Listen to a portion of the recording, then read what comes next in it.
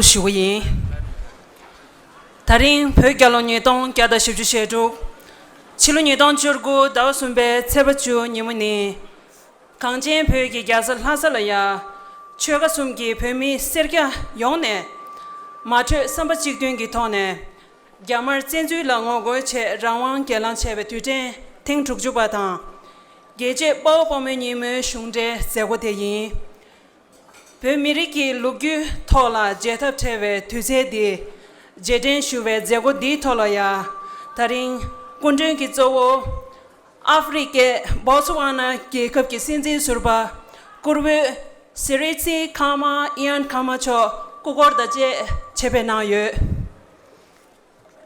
Kundun Zowo Choki Kolaya Ngotun Yingdu Zik Shuvaina Kong Botswana Kikap Ki Sinzi Teng Shibatan, Lagwardo Kongi Yaptamba, Kurbe Sirisi Kamacho, Tenga Botswana Jacob, Rangzen Tobe, Jelaya, Sinzi Toma Nanken de Chayode.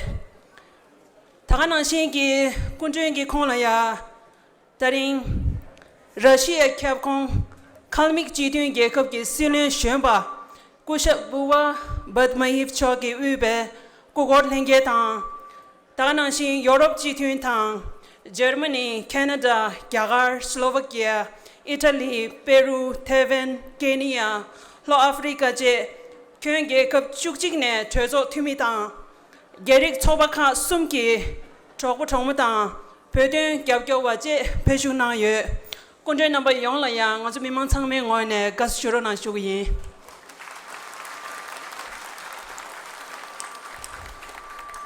Tashdile and good morning everyone. Today we are gathered here for the official commemoration of the 68th anniversary of the Tibetan National Uprising Day and National Martyrs Day. On March 1959, the nationwide Tibetan resistance culminated in the Tibetan National Uprising against the Chinese in the Tibetan capital Lhasa. The Chinese retaliated with ruthlessness unknown to the Tibetans, resulting in the death of hundreds of Tibetans by the Chinese military forces. Since then, Tibetans worldwide observe this day as the Tibetan National Uprising Day. We have the gracious presence of His Excellency Siritse Khama in Khama, the former president and son of the first president of Botswana after independence, as our chief guest for today's event. We also have a delegation of members of parliament from around the world and Chinese delegations joining the function to show their solidarity with the people of Tibet. With profound gratitude, the Central Tibetan Administration welcomes all of you to this day.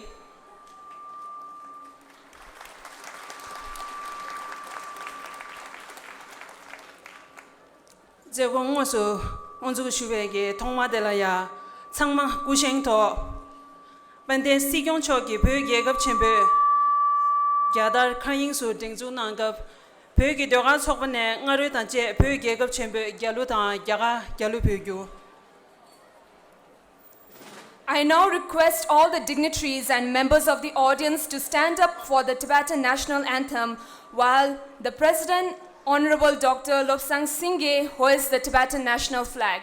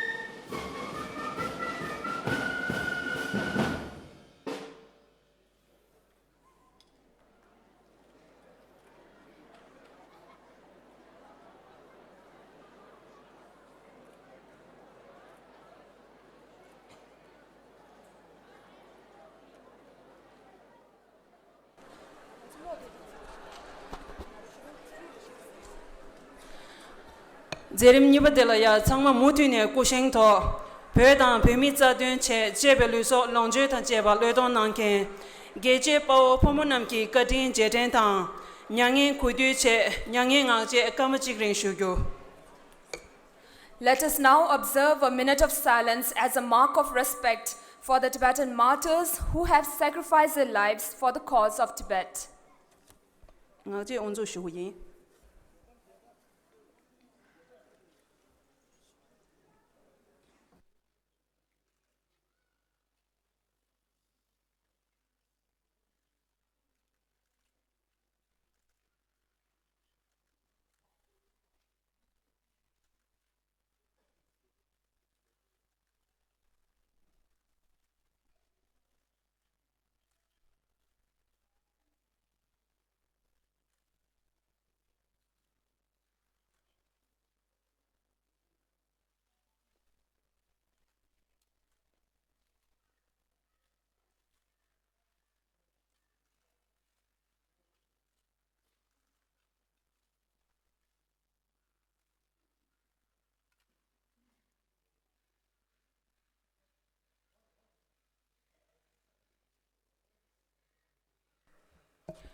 Nyangin Angje Jobayin Changma Shuden Jarona.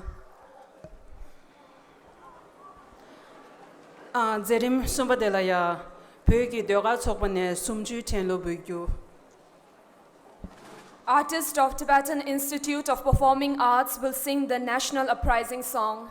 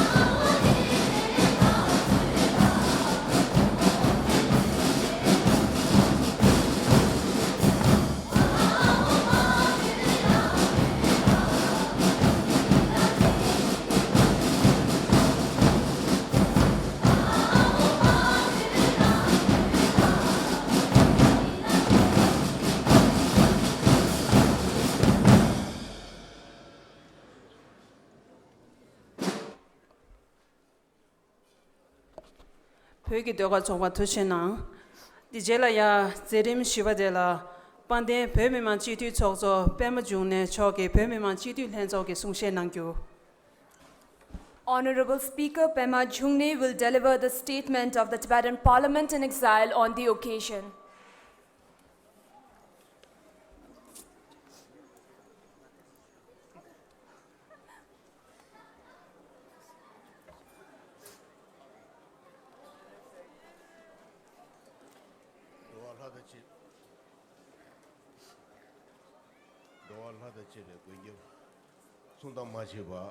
Chirong was Kyangwin Shimbuchoda, Kyu Pabe Gindu Namla, Kuchang to Song Tone, Dari Bug Kiesa Lesser, Shive Gyalan Chene,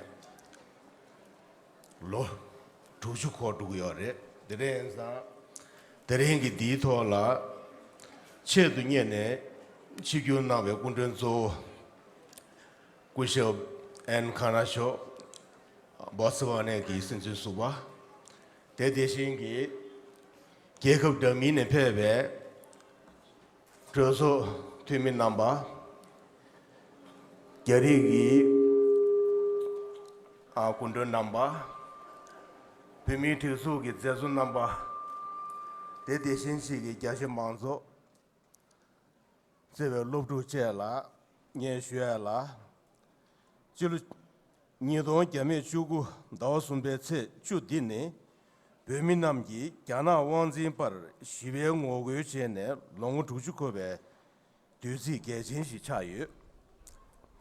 Dayan Tomar, Chiluchidon Gugeshu Shegu, Dawachube Tse Juni, Gana Marshal Tobe, Gana Mima Chidun Gegu, Sansu Jeje, Yamagi, Persa Jindre Dongyu, Mingdo Walk.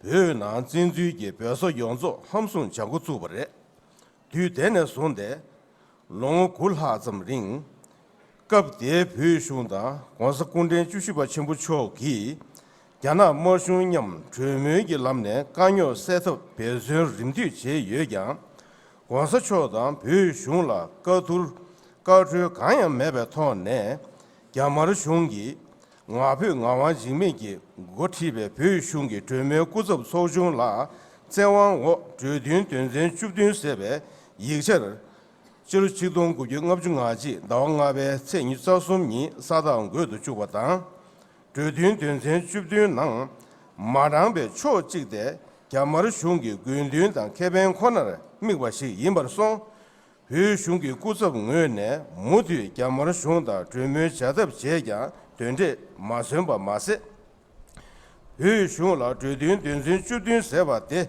Mulin Yube, Yongjab Seta, Chegube, Shunuya, Tetar, Hu Shungi, Tume Kuzab Soju Ne, Chiluchidon Guyang of Jungaji, Dawa Gube, Sen Yusufshin Ne, Zeru Bar, Judin, Dunzin Sevate, Yongjab Seta Nangu, Chung, Hu Shungi, Chagan, Dunzin, Sum Dunawar, Yamar Shungi, Mulen Nanse, Pushune, Judin, Dunzen, Judin Lang, William Nangu Yimbe, Jungo Dumbar, Yamar Kusabgi, Perso Yonzo, Dadiche, Sirunda, Gensu, Yunen, Songun Jesu, Nedu, Puri Namne, Samdu, Dulengin, Jesu, Dadichacho, Jabatan. Denji, Ne, Yamar Shungi, Mami Tizun Yilha, Pu Ukudu Lebde, Rimgi, Perso Yonzo, Yana Mima Chidun.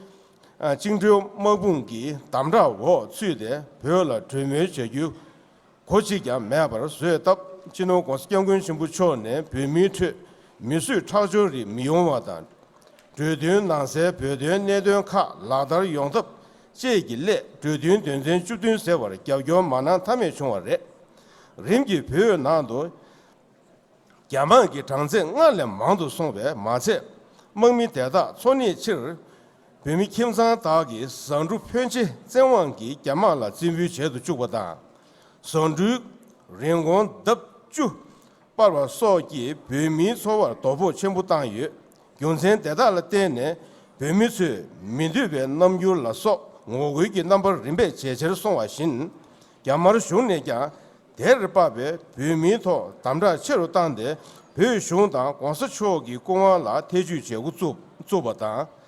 안도당 감초기 배미수의 초회 댄실 정원기 규슈 망다체 리숑 댄의 망부도시 땅 벽의 니월 생주 림종 겜배 배미 망부 마르세 땅와 땅 전도 주제 통균 매바 되나야 망부 중유 배미 규슈 림배 배의구도 패대 털도들 실루치동 고경업 중하고 나오순배 세 주인이 벽이 개설 레설 개용 배미 개란 책무시 중원래 대인 야마기 별이 변도 망배 최소 초바다 매바 전도 주바 동대 잡부당와서 냐와 미유도 냐와 더비 나주 섬유리 대바 땅대 대령기 니모를 밀로 주주 세부 콜신유 계제包包모 대다기 쇠 다버 벼띵시 미리기 체도 류소 려동 난게 계제包包모 용라 대령기 니모를 벼시지 니손 내배 별이 용내 제된다 뒤다다 벼나 야나 모숑기 녜배 수주워 나주 용신배 별이 변단남라 동심 냠게다 토수제 수규인 절치동 국영업 중하고 르 개용 개란 제내 대로 주주나 야나 마쇼 링루배 벼서 용조 trabe 함손 제대 비미사야 망부 뒤민견데서 땅유 여기 누주 용조 잠에 동체 토마르 절치동 국영업 중내주 러를 망주 주주다 절치동 국의 주주 레주 런네 리네 사지 절치동 국의 든주 등군네 계속 경합하라 변조 고예 절치동 국의 계속 계주네 시동 국의 구주 고지 바라 배 가나기 차시수 교교 롱아센 든베 레서 라소베 시주 드라미워 배기 권대 자산카 망부 도시 땅마다 배 남구 탐진 제도 주대 남구 수리 제도 주바 절치동 국의 주주 랍게네 시동 국의 든주 등손 바라 배나 나르 중만용배 무게 삽지 중에 배미 동라 숨게 십줄하 도시 탭스 주바 배기 랑중 코리올라 세나 매바 도좀 땅와다 더 민양배 교주 나소 제바 개미사야 망보 배나 워den기 배디 야마르기 메세 배유도 요탑 제바 너된 야마르 숑기 세왕기 배 미리기 오 잠린 토간 배네 쌈에담 게리수 교주 속이 년주 나소 룹레 야나 마쇼 손진바체 배우토 진배 시주 년레신 제도 제습도 땅데 실리 뷰리 변단남 쇠라 매버 요데 최순 배미체 심슈다 닝도블라 지숑 매바 담지 공부 제대이 권에 배기 싸제 취的 리숑 게이소 냠버소주의 민염 공배레 여숑기 년배 수주라 넘버 드라밍기 남네 게나 림바체유 절치동 국기 계juk yapdığına büyük kesel leser büyümüsü şige çebe ngogu gibi çebar yana şungi tanrı sabji çeke büyümün mambu zensonda damda şuci çebe mase 절치동 국기 계juk yagu 다오순배 나 레ser trabu tim시담 대신 지로 년동 게롤 회 초숨 표현도 종가 구줄하네 여숑기 zen원라 시구 시베 ngogu기 레구 쳔무시 배유 갑데리 겨숑기 장년 제대 배면 망부 마스 땅와다 매경 포바 의기 팀지 포바 대신 망부 준도 주바제 종유 대내소 야나 마쇼 쇼진바체 배미 개변당 근든 낭매다 계속 모두 제버서 저는 예도 개매 주매 군에 송 다버 배나 계제 빠우빠무 큰돔 장자다 응업중가 숨네 랑류 메시지 겨숑라 시베 오고 나 여바다 대콩의 매경 포바당 가손 참여 송와타 니수장이다 야도 숨주 소지 대정수 침바 제기 이견내주 중요 양인 야마 숑게 폐센송 제바 내송 다바 밀로 투주 송베 링 실리 비미 설 랑유나 돈도 쮸송기 시젠 로미 라왕게 톱단 예네 매바라 나르주 잡부 세메 땅다 동신유 전주도 대별 로투주나 저는 고스경군 신부초 통말 지동구 영업중하고 련다와 순배세 숨소지 니 야가르기 사도도 샤소 커번에 송 벽예급기 누주 용수조배 포견라 토공 채시기 야마르 숑기 도수진기 시주라 체메 시외권의 동랜다 벽이 리숑 상보다 민영 균진다 냠발라소 비밍오 송급지기 채 Senju na Manzo Kawa Sumdengi Pumi Tizuda, Pumi Shijaka, Gwendi Tazanka, Shen the Rishun Tene Lopsuka Je, Sanzuki, Pe Tensi La Pembe, Lapshinki Zedin Gambe, Janambe, Daga Pumi Shen Jen, Gama, Senju to Salon Tuba Chua Ne, Pegi Tenda Set of Da, Mirigi Ngo Sungyo Tube, Genzin Shimbu Chun. Consequently, Shimbuchone, Chilchidon get to Shu Lotsam Ne, Pegi Tagar, Trumugi, Pegi Kanyo Segu, Gongshi, Yobatar, Gongshi Yobatar, Chilchidon go get to Dungu Lor, Yanagi Uti, Deng Xiaoping, Pegi Kanyo Sejo, Puranzen, Shembe, Nedun Kangi To, Trumu Chena, Digwata, Trumugi Komuche Yuche, Ju Tap, David Pegi Neda Chidder, Imila Madurba, Tade Pegi Zara Kange.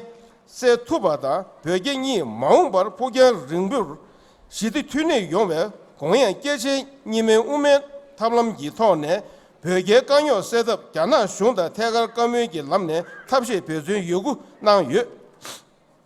Wengan Gana Shungi, Pegi Nedun D, Gonsacho Kugi Nedun Shidu, Yuta Chebata, Pe Kyongi, Gange Neda, Kele Majebar, Yaliol Pashiki, Duzu pulled up, Sabertin. Juluchidon go get Gajuka law, Pegani, Trumu, Nangle, Nime, Gongshi. Early Troso, you draw me a top down Lanzo top, Shive, Treasure, Tenzenga, Turnamata. Teje Juluchidon go get Gajuka law, France, Tronga, Strasbourg, Europe Troso top, Concert Treasure, Goro, Geshi. Sonche Na Yu, Pegani, Ume, Lamgi, Suju, Deni. Pemima Chidu Lanzo Yutrozo, Ne, Chilchidon Gubi Kuju Godun, Dao Gube, Chobi La, Jimmy Tembe Nawa Shida, Siju Deni, Lanlen Keta, so Chilin Yedon Ni Ne, Song, Yedon Jubar, Constangun Shimbu, Kusabda, Yana Shungi Kusa War, Delmil Ten Kudan, Nanglu Tudur Ten Chikje, Jungyu. Chilin Yedon Jun Ne, Yana Shungi, Mutu Tremen Nangur, Samshen. Nang Mega, Constitution, Pimi Tizu Yingwene, Tremun Nangu 30 answer Mutun, Ne Yoba Mase. Pege Ganyo set up Sanshu de, Tremugi Lamne Yimba, Yashun Ne, Samshigi, Tremu Yombe Kuryu Le, Kuryu Lar Dunkube, Nengu Shujin Yu. Pegi Tendun Shibe Lamne, Rawan Tapsu La, Arida Europe, Jagar Sube, Zamlin Gekab Kagi Shunda, Trezo. Shongde Mimbe, Sobaka, Udin Gavio Soba Chegi, Zui Geji Sobakada, Migerso, Mangushigi, Nangjuda, Gavio Nanda, Nanshimba Mase. Chige Kad Yebe Geri Shen Jenda, Manzo Dunye, Deshin Ganana Yebe Geri Sune, Shen Jen Mangu Irangaju, Gi Gavio Shushin Yu.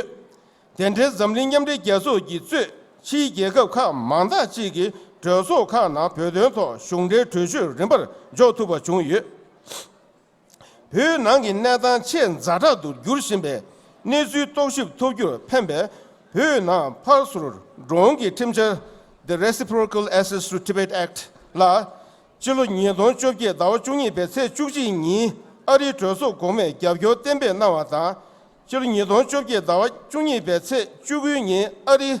先生给提名的三大个的听说点别南头不穷余，提名的他呢，别人那个我有那单咱们民们给收到投票单，许数表明出那单上交数据为热话学习余，特别让我主决定，将那马上师兄给别感情中给女主杨作都是给别结合的，咱们给啥的那呢？通过没把所得给研究。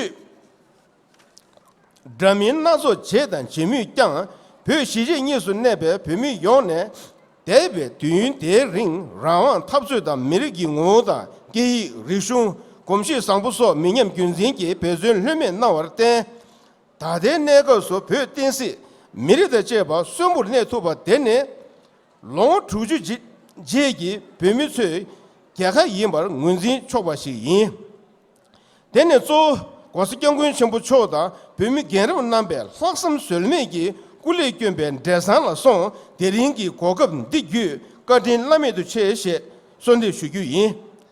给你每一个说实的，前面是为他们呢，别个单独设备，他们不是已经把这了的， 뒤균도 공사초기 깔로 집에 시설 송대 배 미리기 오다 게 리쇼소 민염 균zen다 냠바 소주일레 배미 티주다 권디 타사 롭다 숑데 민베 소바 기도 시작하제 소수 나 예배 레기 네모베 주 계준남다 롭주 시미 망소 제 창매 벽이 된다 마세버 닝도 shum바 메버토네 소소르 티베 랭겐남 튜쇼 메버 균싱괴베 벽이 쉬규이 대신 야가르 shum망게 주 벽된라 겹견난게 shum다 저소 초대 신윤제 선유 리리기 미나 미망 롭주 게리제네 다버 벽된토 카시니메기 겹견나버 고급 디균에 투지체 시슈규이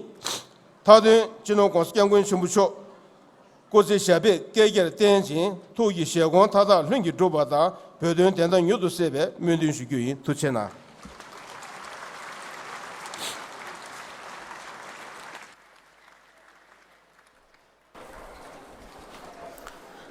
Shamdelaya Zerim Ngavadela Panden Sikyong Bomram Balosan Senge Choke Sungshe Nangyo. Honorable Sikyong Dr. Lobsang Singye of Central Tibetan Administration will deliver Kasha's statement. Pimilana Miboti, Konsikamgun Chimbuchola, Kuchata, Gamnigindugi, Mangzo Kao Sumgi, Zezo number, and the Ne Shunde Mayim Betsobaka, Guzab number, Mima number, Luptu number, Samal Taringe, Kashak. Sumju tujengi sungje shize pythone jalonong gu yore de ne thanda chozo soso ne chozo sungshe pythone nang dubtang andana shin thande ngande chige khane kunde mangmu shibu chi phe yode sungshe nangye mangmu shibu chi yeza antale de sigyong ki sungshe pyi ne jalo nang mogo bche ange inji thone Shuchowa che shue tin tanayang zujukji la jega yore che shue yin.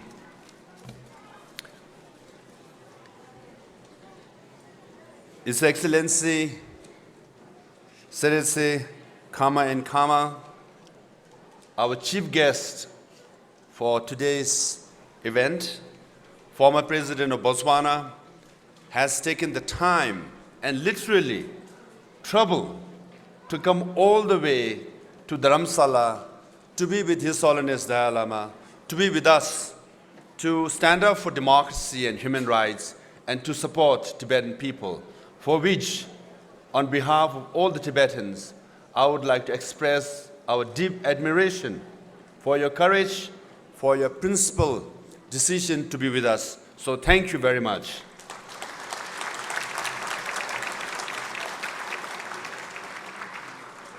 Our special guest, Honorable Shanta Kumarji, we all know him. He is the co-chair of India Parliamentary Group for Tibet, former Chief Minister of Himachal Pradesh, and has been a steadfast supporter of Tibet for many decades. And we all know India has done the most for Tibetan people, and we are forever grateful to this great nation and people of India. Thank you very much for coming today. From Germany, we have Honorable Thomas Mann and Honorable Michael Brandt.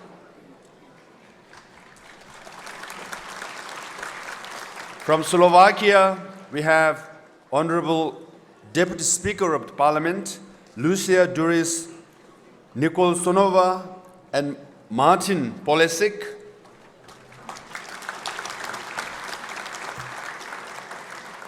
And from Canada, Honorable Linda Duncan and Garnet Guinness. From South Africa, Honorable Santosh Vinita Kalyan. From Peru, Alberto Di Belondi. From Italy, Honorable Antonella Inserti and Matteo Bianchi. From Taiwan, Honorable Min Nuyu. And this year we have special guests, our Chinese brothers and sisters from all over the world. They have come here to show solidarity and specifically support middle way approach. I think we have 60 strong Chinese members from all over the world. So this year, 60th anniversary, 60 is a good sign.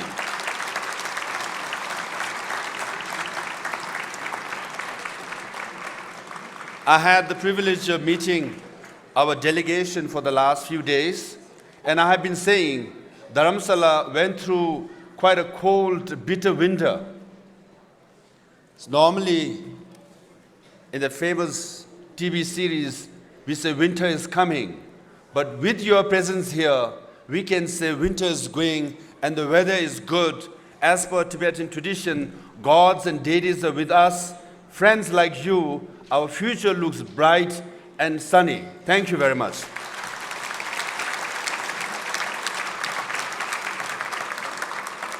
And you have definitely sent a powerful message, a moving message to Tibetans inside Tibet who are watching and listening as to what is world doing for the cause of Tibet. And your presence here sends a message that we are with you. We are for democracy, we are for human rights of the Tibetan people, and that means a lot to us. Now, let me read the statement of the Kashak. When the People's Liberation Army of China first marched into Tibet, they promised to build one road which would bring peace and prosperity for the Tibetan people. However, once the road was completed, PLA's tanks, guns, and more soldiers came and occupied the entire Tibetan plateau. 60 years ago, on this very day in 1959, the Tibetan people rose up against the occupying Chinese army. With their fists raised in the air, our brothers and sisters marched together to make it clear that the land of snow is a Tibetan territory. Tibet belongs to Tibetans, they shouted. Standing steadfast in unity, they protected and ensured the safety of our root guru, our Tsawe Lama, His Holiness, the great 14th Dalai Lama of Tibet. Over the last 6 decades, the government in Beijing has brutally repressed the Tibetan people, denied us our basic rights, and has consistently pursued systematic policies to crack down on Tibetan language, culture, unique identity, and spiritual practices. In essence, China has deliberately aimed to eradicate Tibet's civilization from the face of this earth. In this year's annual report, Human Rights Watch states that the Chinese authorities have used, I quote, nationwide anti-crime campaign to encourage people to denounce members of their communities on the slightest suspicion of sympathy to His Holiness the Dalai Lama. Furthermore, crackdown on human rights defenders has intensified in recent years. Language advocate Tashi Wangchuk is currently serving an arbitrary 5-year jail sentence. His only crime was advocating for Tibetan people's cultural and linguistic rights as enshrined in China's own constitution. Recently, China has also banned Tibetan children from attending informal Tibetan language classes held at their local monasteries. As a prelude to its ambition to control the global surveillance network, China uses Tibet as a testing ground for high-tech surveillance methods. Using a grid system of social management, Communist Party strengthens its Orwellian control over both the electronic and physical surveillance of Tibet. Additionally, since 2008, roadblocks and checkpoints have increasingly dotted all major roads in urban as well as rural areas of Tibet. Chinese authorities have assigned at least one officer, formal or informal, to monitor 20 Tibetans in the so-called Tibet Autonomous Region. In the dystopian world it has created, often a son is pitted against father, a daughter against mother, sibling against sibling. Commonly known as the third pole, Tibetan Plateau holds the world's largest reservoir of glaciers apart from the two poles. Tibet, therefore, is the source of some of the largest rivers in Asia, with over 1 billion people depending on these waters. Consequently, rising temperatures on the high plateau endangers the livelihood of hundreds of millions of people in Asia, and also negatively amplifies global climate change. China's deeply flawed environmental policies have already turned the Tibetan Plateau into destructive mining hubs, and the unbridled damming of rivers makes the situation even more dangerous. The assaults on Tibet and her people have been multi-pronged. Over 2 million Tibetan farmers, particularly nomads, have been forcibly removed from their ancestral land and relocated into large-scale ghettos without any alternative opportunities to lead a dignified and traditional life. As a resentment to these harsh and repressive policies, 153 Tibetans have committed self-immolation since 2009, with the most recent one committed by a 23-year-old man named Dopo on November 4, 2018. While committing self-immolation, the protesters have called for the return of His Holiness Dalai Lama to Tibet and freedom for Tibetans. Freedom House has listed Tibet as the world's second least free region for the last 4 consecutive years. Likewise, Reporters Without Borders express, I quote, outrage over the systematic violation of press freedom, unquote, and has stated that it is harder for journalists to go to Tibet than North Korea. I'm sorry, it's harder for journalists to go to Tibet, to go to North Korea than to Tibet, I'm sorry. My Tibetan brothers and sisters around the world, in spite of living through the darkest period in our history, we have stood together in unity and achieved a great many things against all odds. Our journey over the past 6 decades has also been that of hope, resilience, and resistance. Beginning in the early 1950s in eastern Tibet, each of China's tyrannical policy has been met with resolute defiance. The Tibetan National Uprising in March 1959, brave resistance in prisons and concentration camps in the 1960s and 70s, and the large-scale demonstrations in 1980s have all shown that the Tibetan people have consistently and collectively fought for their rights, freedom, and justice. In 2008, the whole world witnessed a new generation of Tibetans in a nationwide uprising against the Chinese occupation, and ignited a spark of unwavering courage to assert for their identity and dignity. They declared, "Our voices will not be suppressed. our commitment will not falter. This resolute resistance continues. Similarly, in exile, we have not only rebuilt ourselves, but also become a successful and thriving community.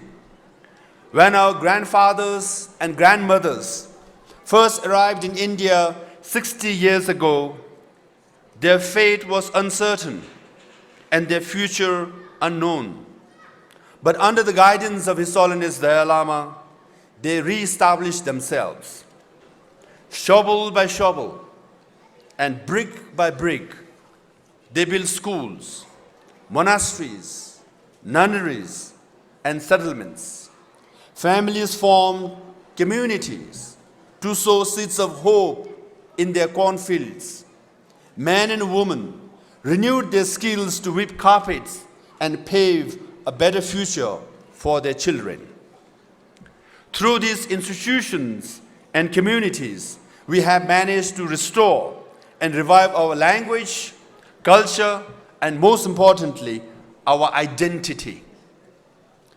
The depth of our history, traditions, spirituality, and determination enabled us to transform our narrative from that of victims to survivors.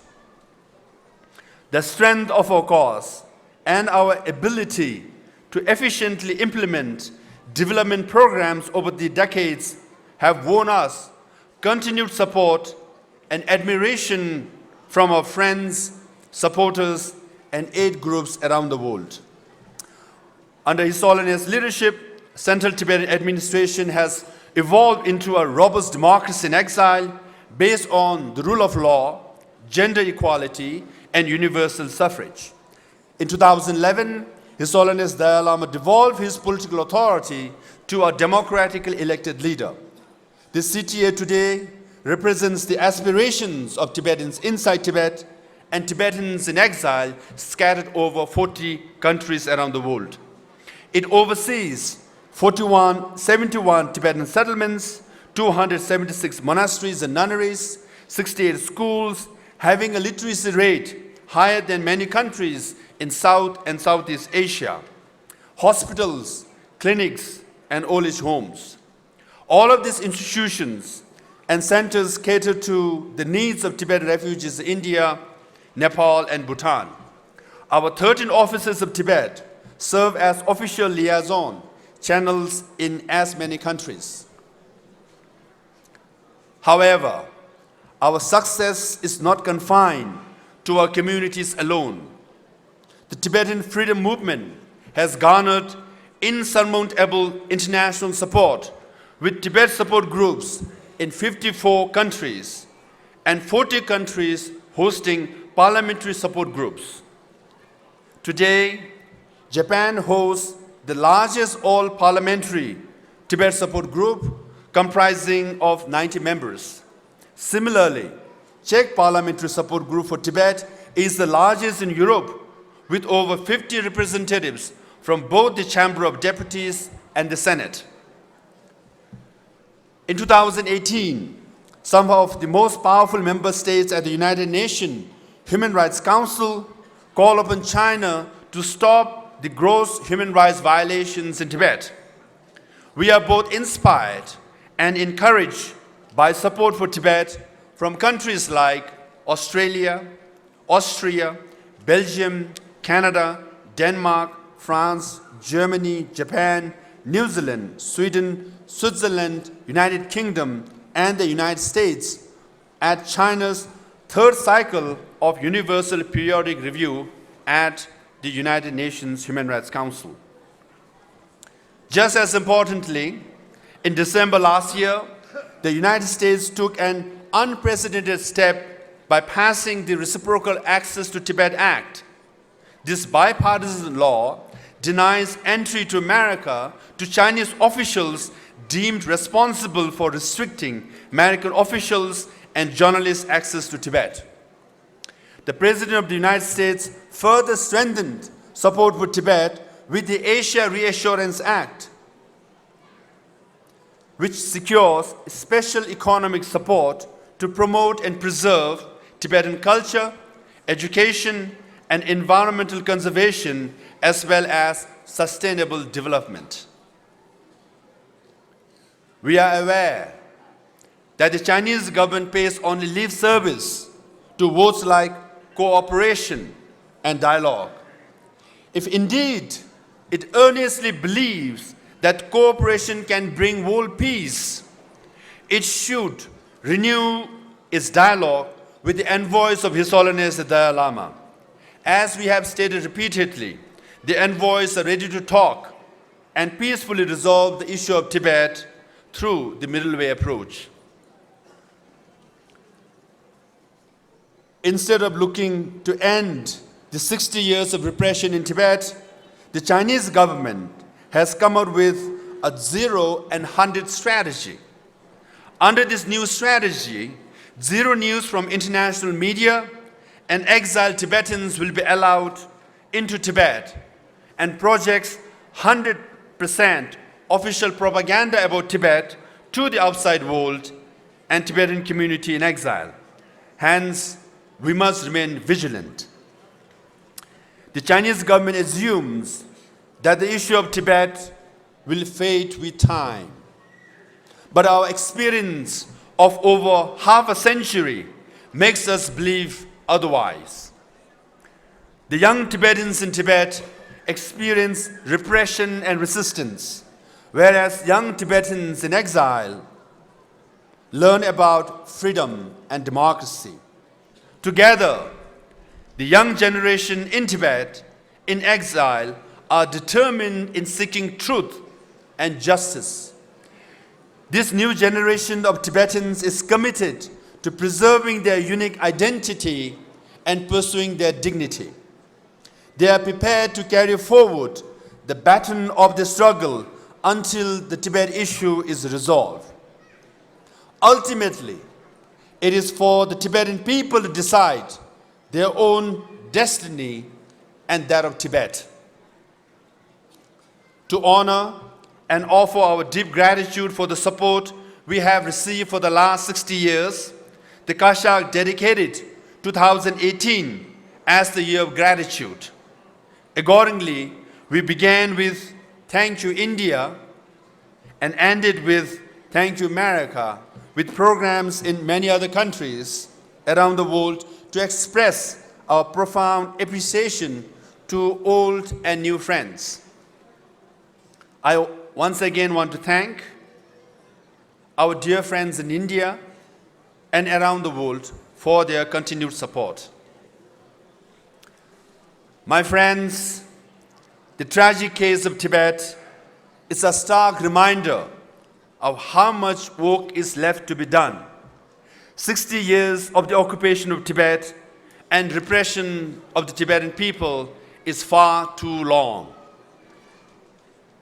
To ensure that Tibet's freedom struggle marches forward, the Kasha today officially declares 2019 as the year of commitment.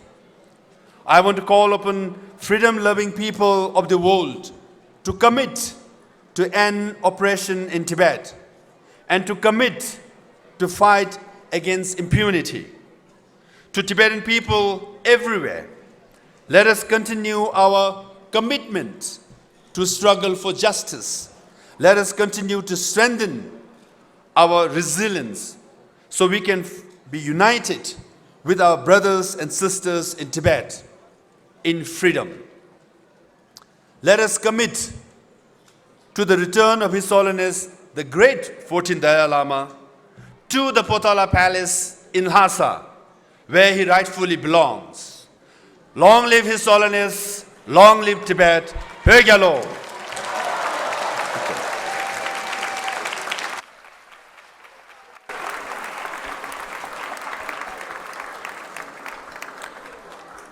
Dijela ya zerim chukwadela Gyagar Trezo Pödön Gyapgyor Sokbe Sokzotang Himachal Ngade Chikep Lunchen Surbatang Tengap Gyagar Uki Trezo Tuminang Shimba Kushap Shanda Kumar Chone Sungshen Nangyo. I would like to request all the speakers to speak for only 5 minutes due to the time constraint. Thank you. May I request Mr. Shanta Kumar, co-chair of Indian Parliamentary Group for Tibet and former Chief Minister of Himachal Pradesh, to address the gathering.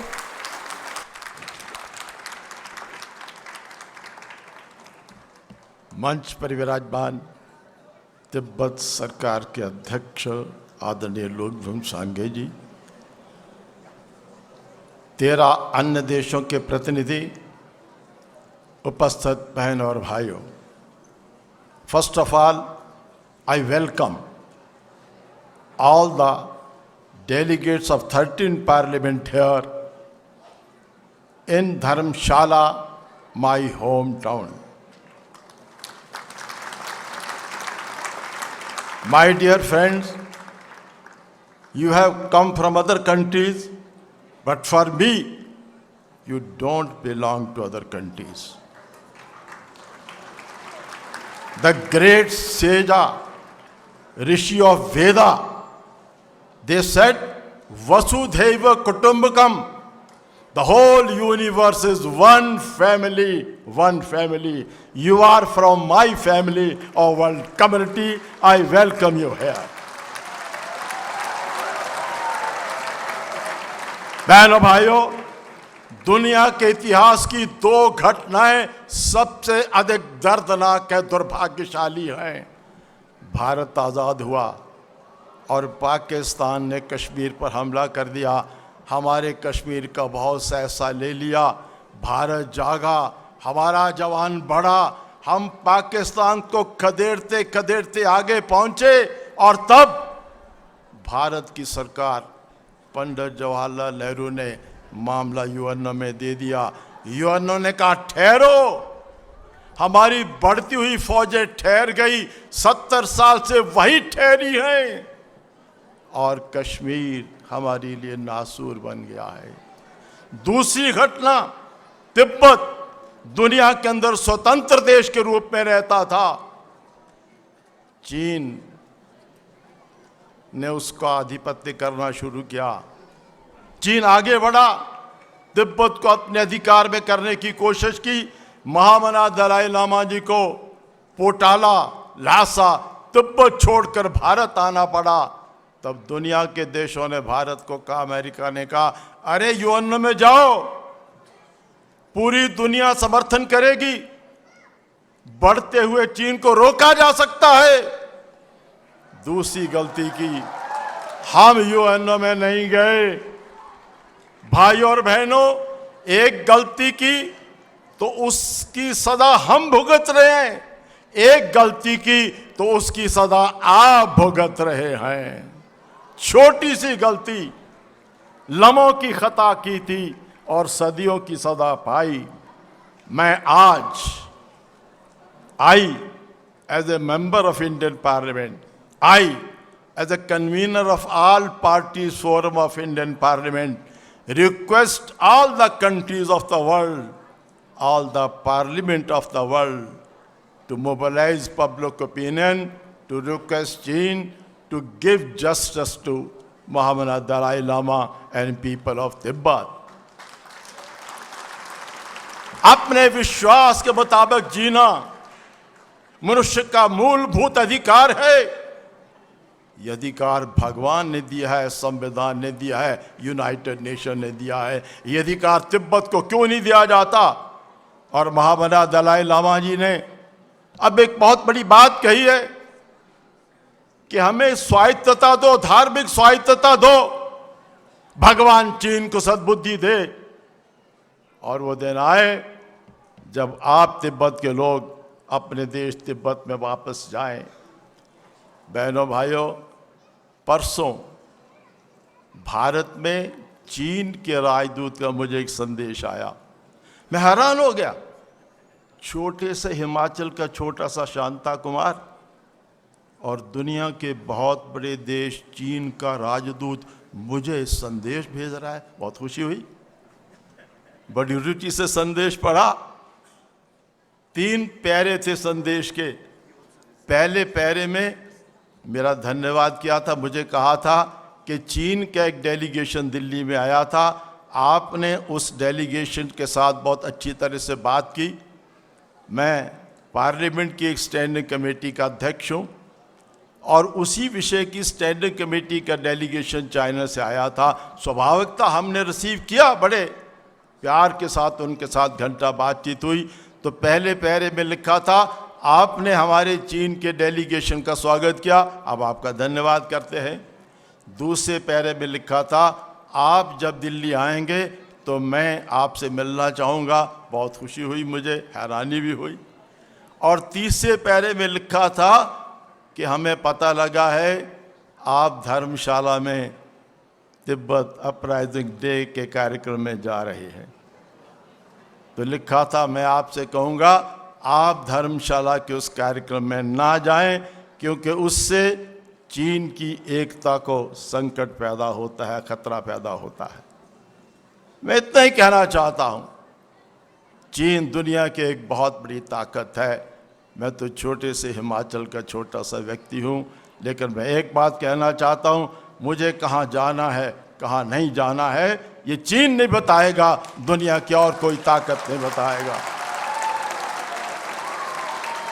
बहनों भाइयों, जयप्रकाश नारायण ने एक बार कहा था कि Tibet lost, no, Tibet कभी समाप्त नहीं हो सकता। तिब्बत की आत्मा जीवित है, आज भी जीवित है। एक दिन तिब्बत के लोगों को फिर से वापस मिलेगा। इजराइल मिला, कई वर्षों तक इजराइल के रहने वाले यहूदी दुनिया के देशों में भटकते रहे। उनको कभी उम्मीद नहीं थी हमें हमारा देश वापस मिलेगा, लेकिन विश्व युद्ध के बाद हालात बदले और दुनिया के देशों में भटकने वाले यहूदियों को इजराइल वापस मिला। वैसे ही तिब्बत के लोगों को फिर से तिब्बत वापस मिलेगा, मुझे पूरा भरोसा है। 1962 के चीनी आक्रमण के बाद मैंने हिंदी में हिमालय पर लाल छाया पुस्तक लिखी थी। यहाँ आया था 1965 में, महामना दलाई लामा ने जो मुझे आशीर्वाद दिया था, 50 साल के बाद वो पुस्तक फिर छपी है। महामना दलाई लामा ने जो मुझे फिर आशीर्वाद दिया है, मैंने उस पुस्तक में भी लिखा है, तिब्बत की आत्मा कभी मर नहीं सकती। मैं आखिर में तिब्बत के लोगों की तरफ से चीन को एक बात कहना चाहता हूँ।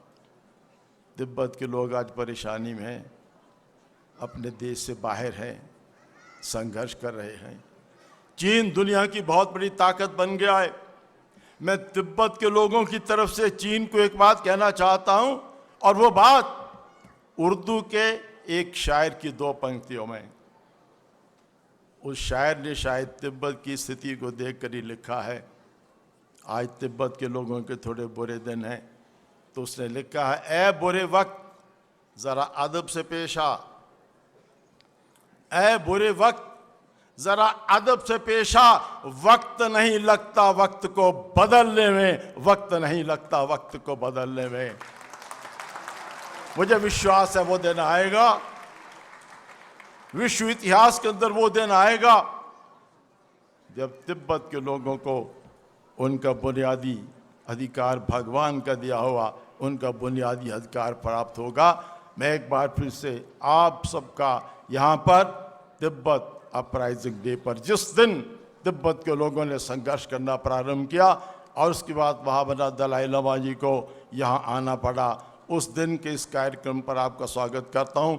And friend from, not from other countries but from my family, that great family of humanity of the world, I again welcome you here in Dharamshala, which has become the world's religious center. धर्मशाला दुनिया का तीर्थ बन गया है महामना दलाई लामा जी के यहाँ आने के कारण। और मैं तिब्बत के अपने मित्रों को, महामना दलाई लामा जी को कहा करता हूँ, वो दिन आएगा, अपने देश वापस आएंगे, लेकिन आपसे मेरी प्रार्थना है जब आप तिब्बत चले जाएंगे तो कभी कभी धर्मशाला आ जाना हमें मिलने के लिए। इन्हीं शब्दों के साथ बहुत बहुत धन्यवाद आप सबका।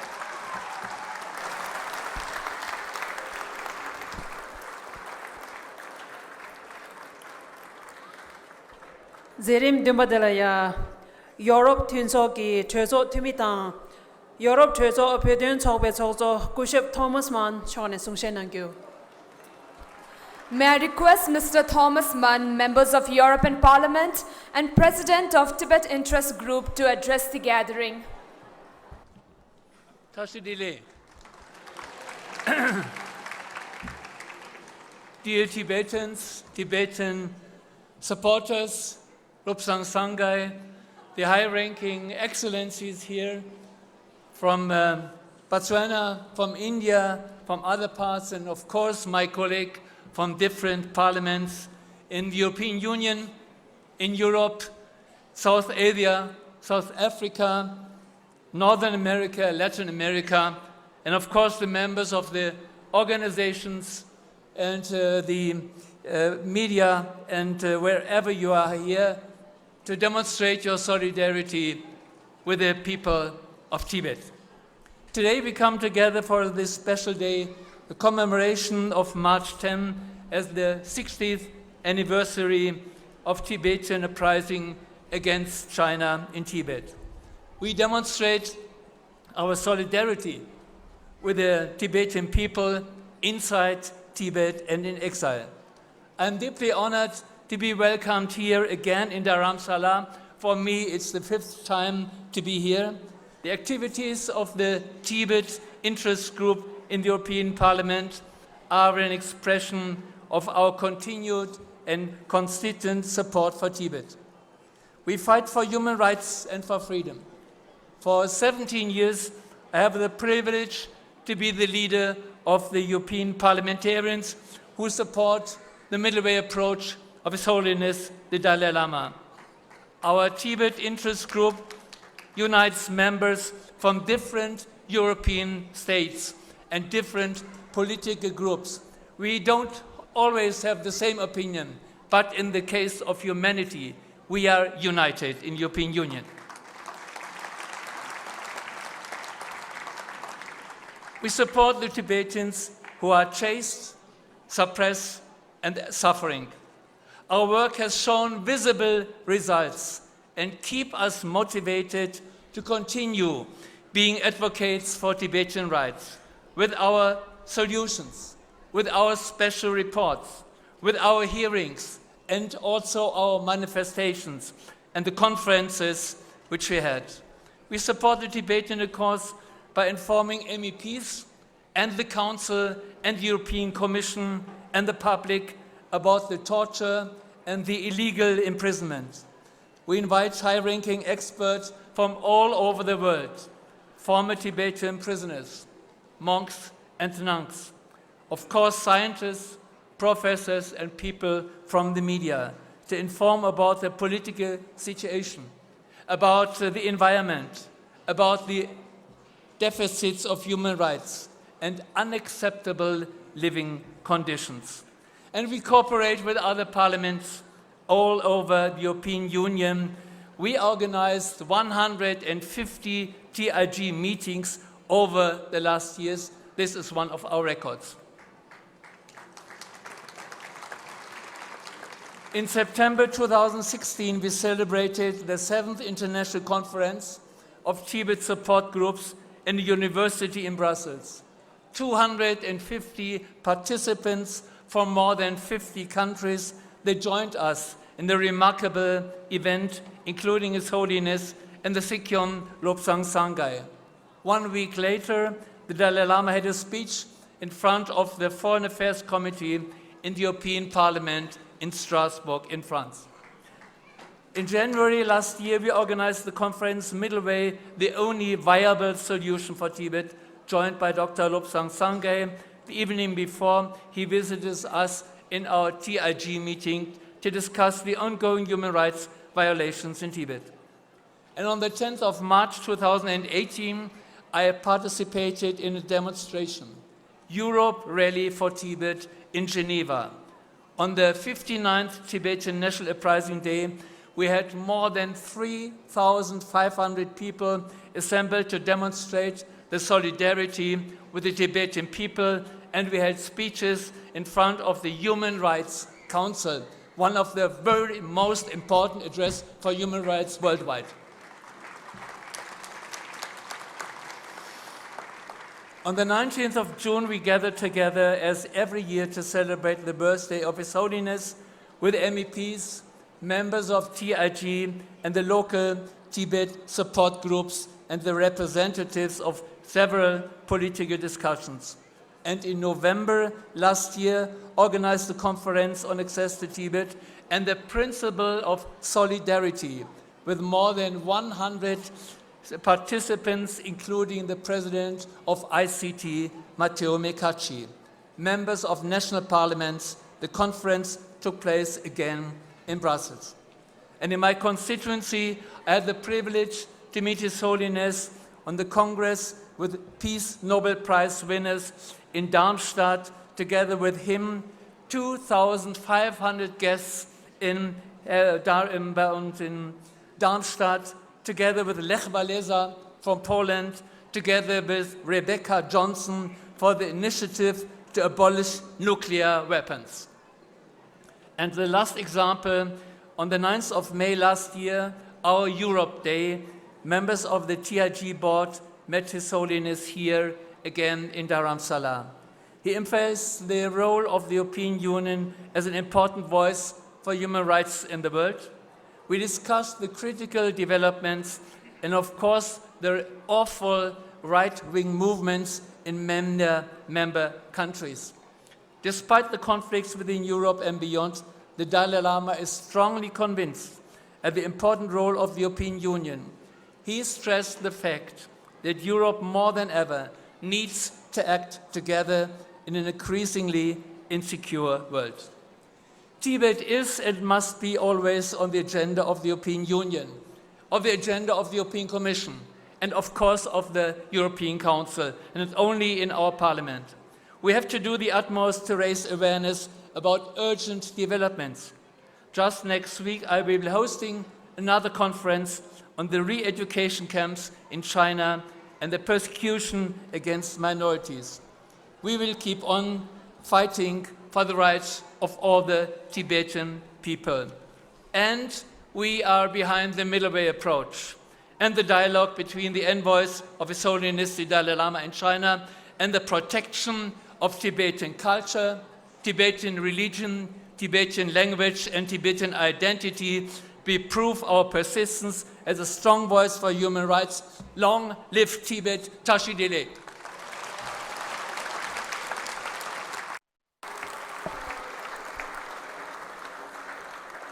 Zerim Gebadelaya, Germany, Chezotumi, Bishop Michael Brand, Chona Sungshen Nangyo. I request Mr. Michael Brandt, member of the German Bundestag and chairman of the Tibet Discussion Circle in the German Parliament, to address the gathering. Tashi Delek. Dear Prime Minister Lobsang Sangai, esteemed guests, dear friends of Tibet and followers of the Dalai Lama, it's an honor for me on this special day, in this special place, to remember the Tibetan uprising 60 years ago. Today, the world shall not turn away from the dramatic situation of the Tibetans. The worldly and spiritual leadership of the Tibetans has repeatedly chosen the path of peace in many decades of violent oppression. We do not strive for a new world order of supremacy, but for one of balance and respect for others, even if they appear smaller and weaker. China must understand what the world has been long seeing: the protest of the Tibetans, their brutal oppression, also that of the Uyghurs and others, the desperation of the people, the worldwide registered cries of monks. These are signals which cannot be overlooked and also cannot suppressed. The rights of the Tibetans must finally be recognized. The necessary dialogue with the legitimate representatives of the Tibetan people must no longer be blocked. I say this personally and as the spokesman of human rights for the CDU-CSU, the Chancellor's Angela Merkel's group in the German parliament. Today, we commemorate the victims of this murderous oppression 60 years ago.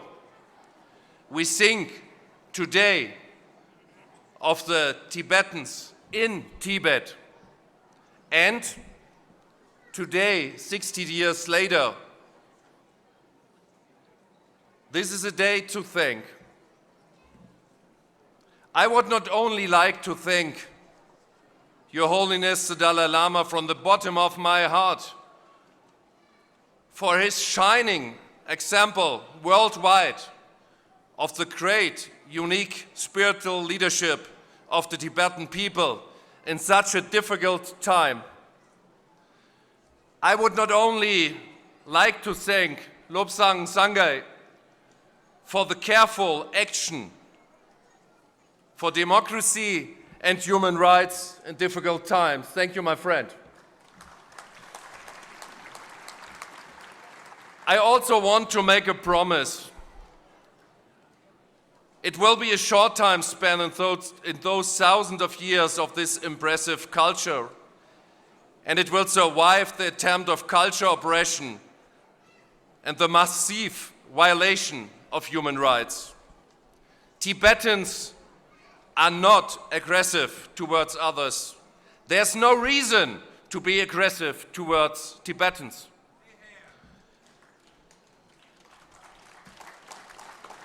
We remain at your side, at the side of the peaceful Tibetan people and their rights. The Tibetan people are known around the world for the peacefulness and wisdom with the Dalai Lama. As Beijing's partners for many years, we are trying against the background of our own historical experience in Germany to bring Chinese partners closer to a solution of peace and reconciliation. We want to contribute to the reconciliation of these two great cultures. We see the third way as an opportunity to avoid possible conflicts in the future. Neither you nor the Chinese side have any interest in further conflicts. So there are also common things that we should use and build upon. The Holiness, the Dalai Lama, told me 3 years ago in Frankfurt in a conversation that he strongly believes in a return to Tibet as Dalai Lama, and that is what we all wish for.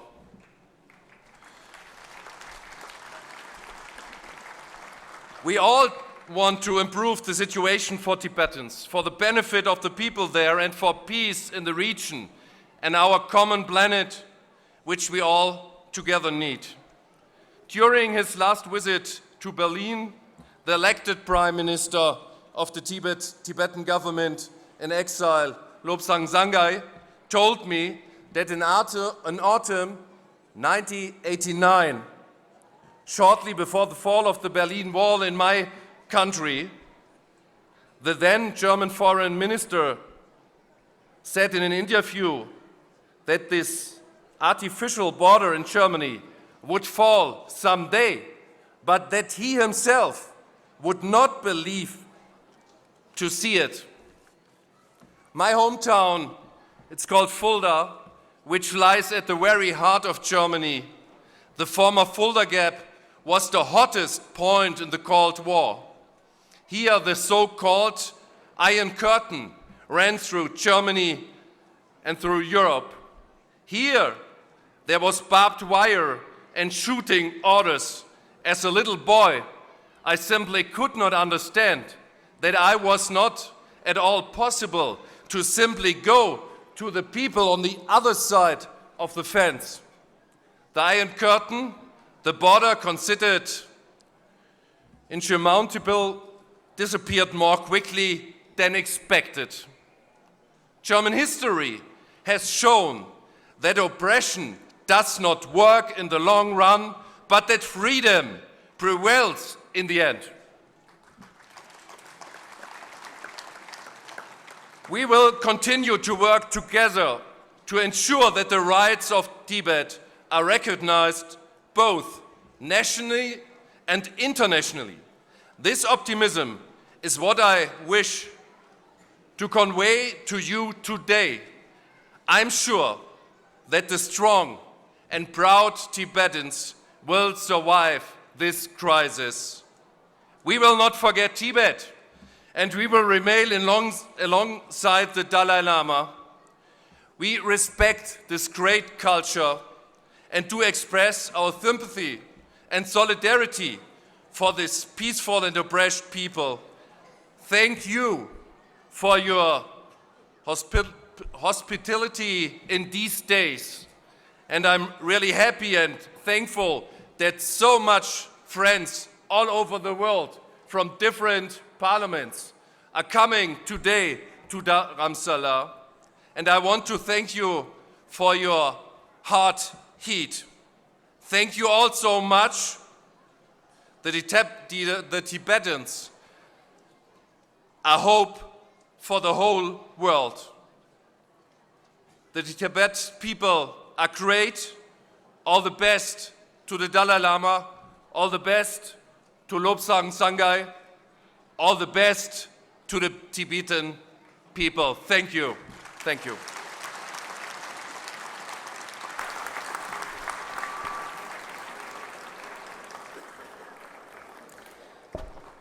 Zerim Gubadelaya, Italy, Terzo Tumi, Jamku, Antonella Inserti, Chone, Sonshe Nangyo.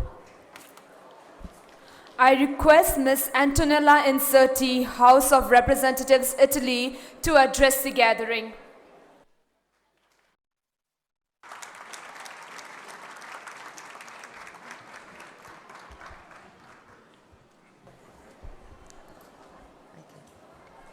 Tajdale, buongiorno, buongiorno a tutti. Good morning to everybody. With me, a great friend of people, Tibetan, Claudio Cardelli, che translate for me. Thank you.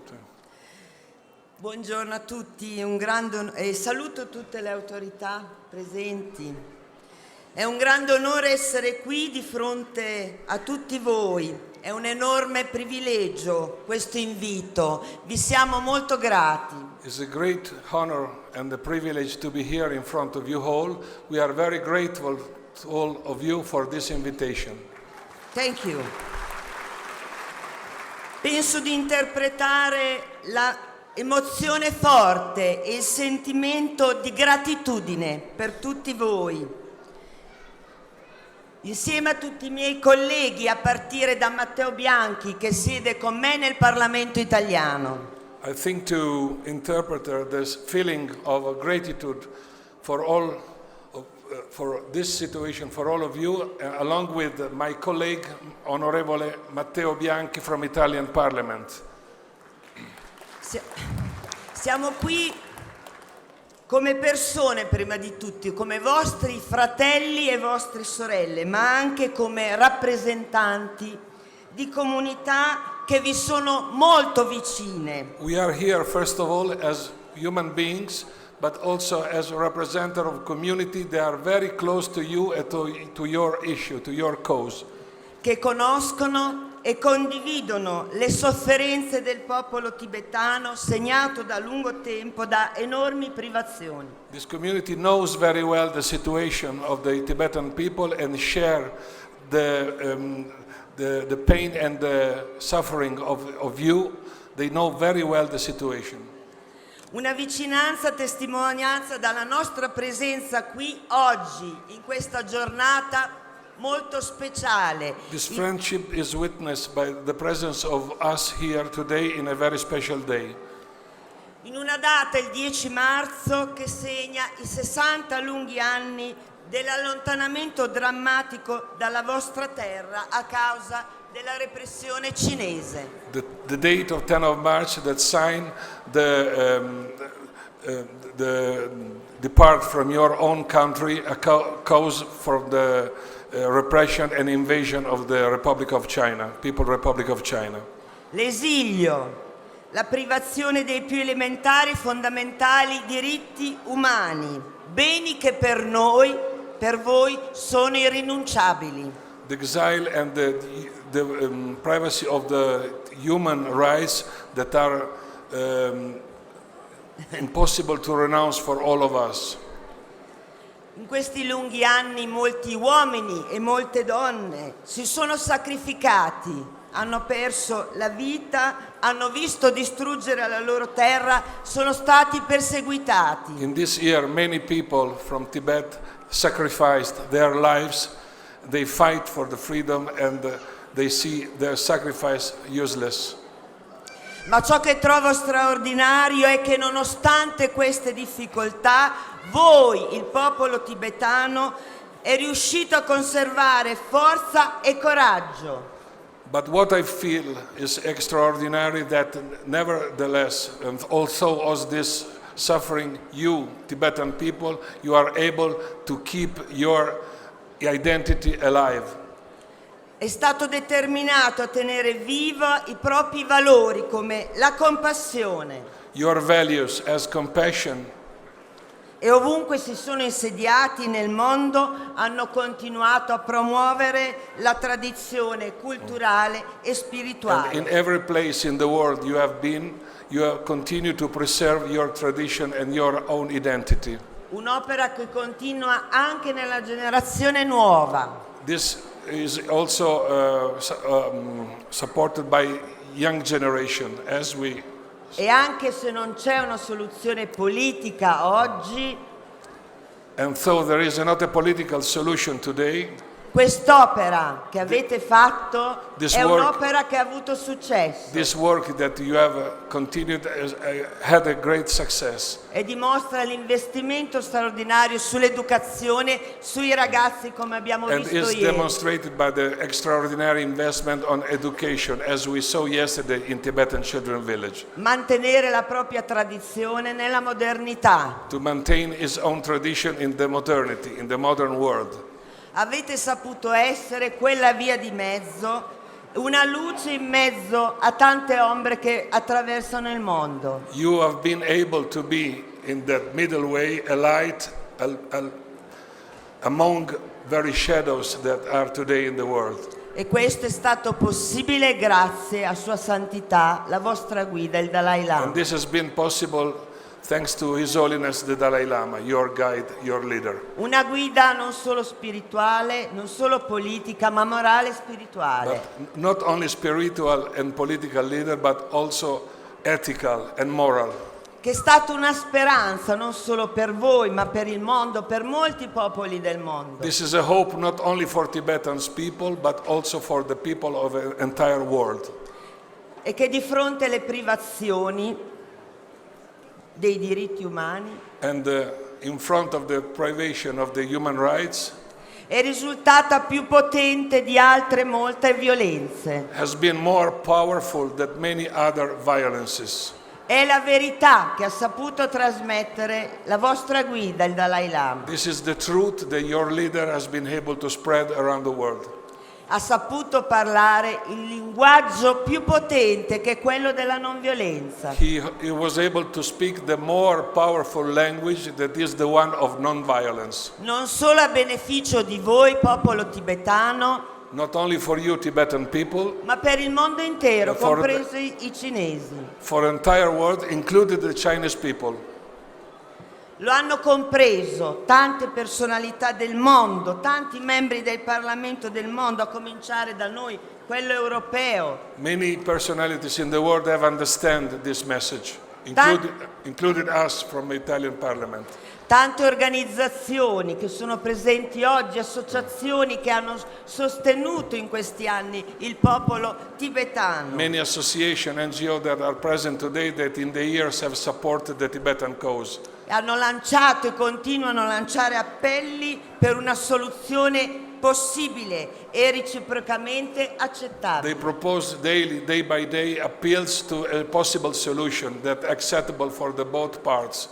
Attraverso il dialogo. Through the dialogue, Conosciamo bene, grazie alla vostra guida, il Dalai Lama, il vostro pensiero oggi su un'autonomia possibile. We know very well, through the thought of His Holiness the Dalai Lama, your opinion about a solution possible, a middle way solution.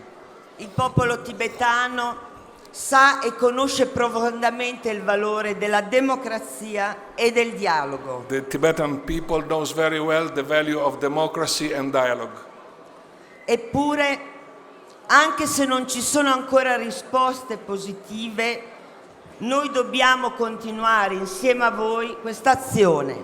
Although there are not today positive response, we have to continue along with you our mission, our commitment. Continuare l'eredità del popolo tibetano che è fondata sui valori buddisti, della compassione, della non violenza. Continue the heritage of the Tibetan people that is based on compassion, Buddhist values and non-violence. Noi siamo qui a testimoniare anche la responsabilità che abbiamo. We are here to witness also the responsibility we have. Possiamo essere una parte attiva We can be an active part nel tendere a una soluzione. to afford a solution. Lo dico come parlamentare. I say this as a parliamentarian. Noi abbiamo degli strumenti We have instruments per cambiare insieme a voi questa relazione. to change along with you this relation. Abbiamo gli intergruppi parlamentari. We have interparliamentarian groups. Possiamo fare risoluzioni per impegnare i nostri governi ad azioni più positive. We can make solution to commit our government for a more positive solution. Quello che potremo lo faremo. What we could do, we will do it. Questo è l'impegno che noi oggi ci possiamo This is prendere. our commitment today. We take in front of you.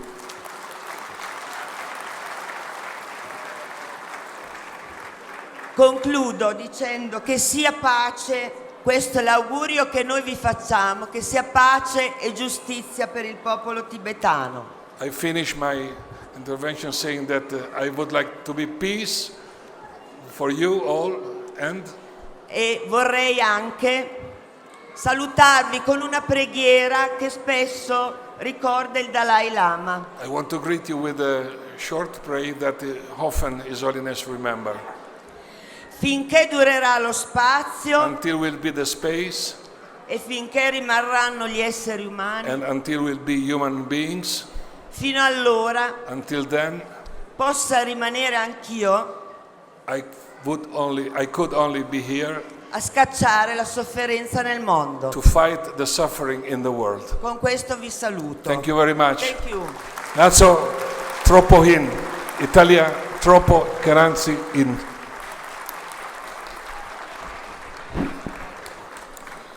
Shamdelaya, Zirim Juvadela, Slovakia, Turzoki, Tsokshin Jamko, Lucia, Juris, Nicholsonova, Chona Sungshenangyo, Dida Chapchilaya, Mansola Shueta, Lavardo, and Tugu, Chunjudanzo, Lobrudanzo, La Shuejilaya, Kejo Manawat Chije, Kagusimetone, and Sungshetan, Nerona Shui, Mazurimbachindo, Sungshen, Nanke, Kashishi, Cheza, Kagusime Shurona, Shui.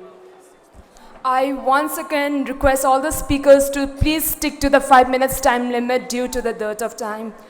So I request Mrs. Lucia Duris Nicole Sunava, Deputy Speaker of the Slovakia Parliament, to address the gathering.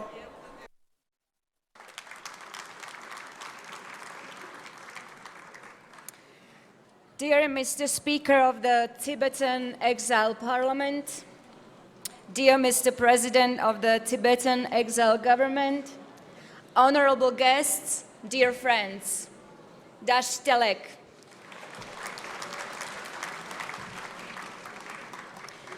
I bring greetings from Slovakia. You probably don't know where it is. It's a very small country in the middle, in the heart of Europe.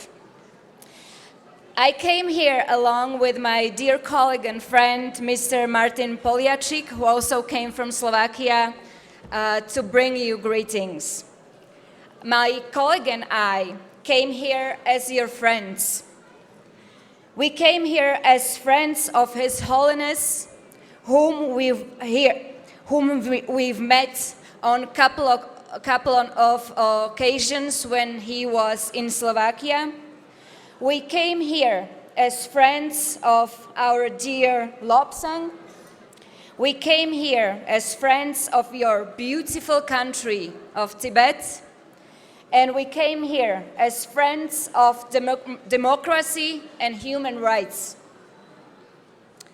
We came here to give you strength to maintain your religion, to maintain your traditions, to maintain your language and your beautiful country. But what has really happened here in Dharamsala is in fact that it is you who has given strength to us. The stories told by young Tibetan people who had to leave their country, their homeland, in order to keep their religion, in order to be able to speak their own language, made us 100% sure that we stand on the right side of history.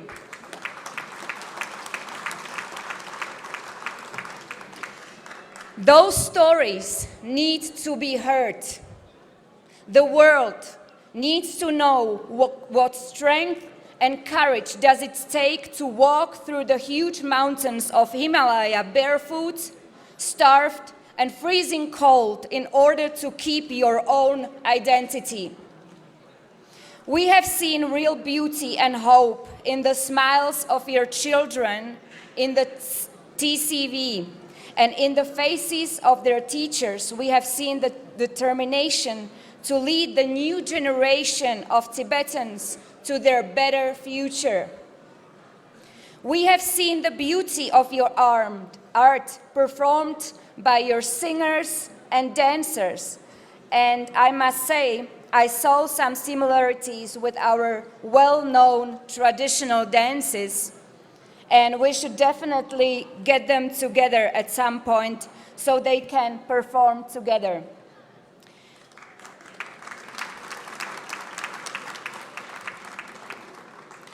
We have also seen other similarities between Slovaks and Tibetans. The toughness of the people who were and who are able to gain their freedom in a peaceful way. I don't know whether you know, but 30 years ago, Slovakia won democracy over communism. The Slovak story is the successful one, and I hope on behalf of all the Slovak friends of Tibet that yours, the Tibetan story, will follow. Thank you very much.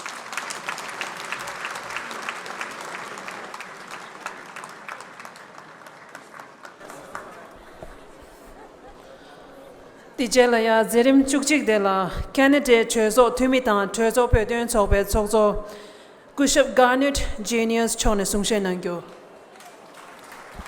I request Mr. Garnet Jenis, Member of Canadian Parliament and Vice Chair of Parliamentary Friends of Tibet, to address the gathering. Tashi Delek, it's an honor to be with you today on behalf of so many Canadians who stand with you as we mark 60 years of your struggle for justice. I have here with me as well another Member of Parliament from Canada, Linda Duncan.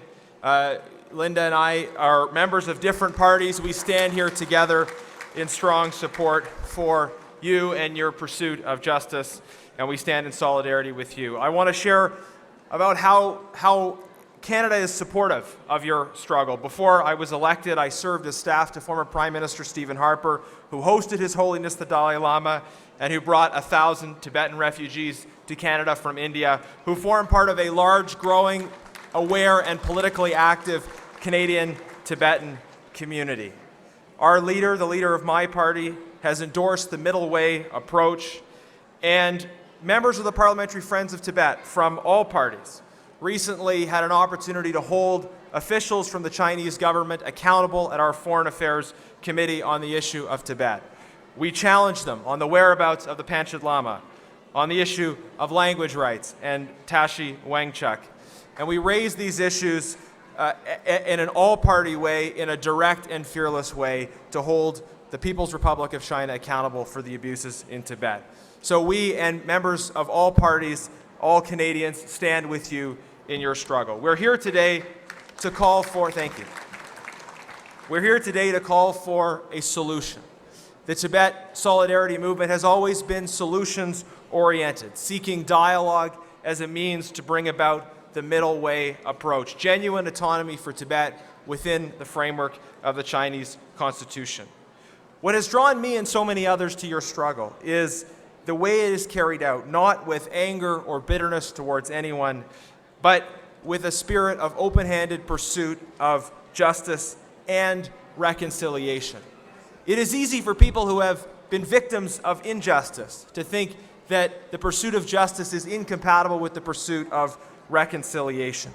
But your nonviolent struggle to, with goodwill for all, pursue reconciliation with those who have up till now been your oppressors while also seeking justice is an inspiration. And this is why the Tibetan struggle is so important. For Tibetans, yes, but for all of the world. Because you show us how to struggle for what is right while seeking reconciliation, with love, with compassion, with a generosity of spirit.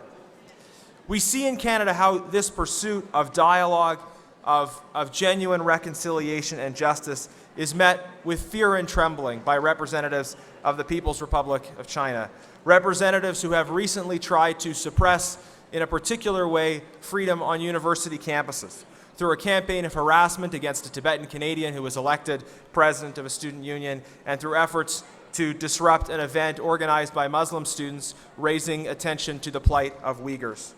And I believe we in Canada and countries around the world must do more to protect the rights of students on campus to hear the truth and to ask questions about different issues. And that includes the right of Chinese nationals on our campus to participate in those discussions. Students must hear the truth about Tibet, about Tiananmen, about Taiwan, about Uyghurs, about Falun Gong, about Hong Kong, about the persecution of Christians, and many other issues. We must speak the truth, we must show goodness for all, and we must expose the beauty of freedom. What we seek today for Tibet is for the middle way. And our solidarity for the people of China is no less than our solidarity with the people of Tibet. What we seek for both is justice and reconciliation. What we seek for the people of China as well as the people of Tibet is freedom, democracy, human rights, and the rule of law. The Tibetan struggle, the Chinese struggle, the universal human struggle for these things, for a recognition of fundamental human dignity, for justice and reconciliation, for peace, for freedom. This will go on until our work is done, and you have our full support. Thank you very much, and God bless. Peru Chezotime Kushab Alberto D. Belonde Chone Sunshenangyo. I request Mr. Alberto de Belonde, Member of Parliament of Peru, to address the gathering. Thank you. Buenos días, queridos amigos. Es un honor para mí estar aquí el día de hoy. Good morning, my dear friends. It's an honor for me to be here today. I'm going to keep talking in English, not in Spanish.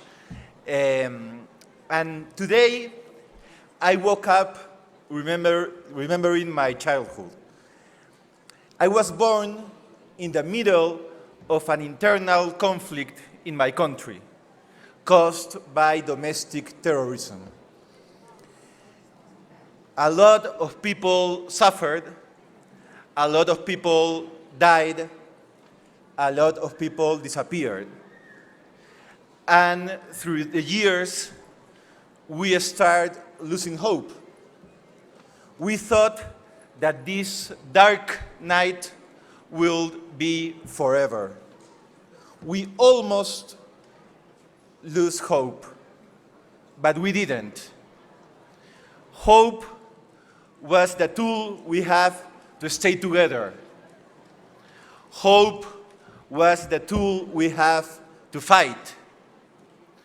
Hope was the tool we use to recover peace. And now my country, Peru, is in peace working in a path of progress. So my message today is not only a message of friendship, of amistad, as we say it in Spanish. It's also a message full of hope. We need to cultivate hope, esperanza, in everybody's heart, especially in young people's heart.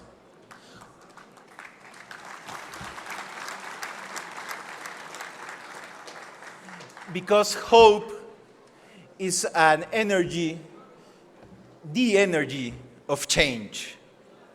And hope is a renewable energy. And I'm sure that we are going to celebrate sooner than later a new day for Tibet and a new day for peace in the world. Thank you very much. Muchísimas gracias.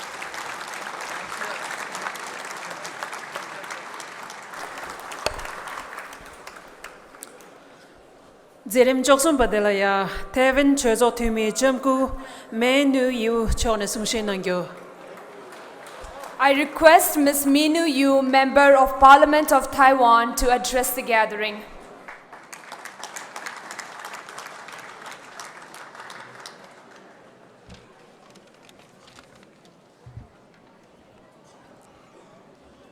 Joshi Dade. Good morning. Ladies and gentlemen, I am honored to be here. I am from Taiwan.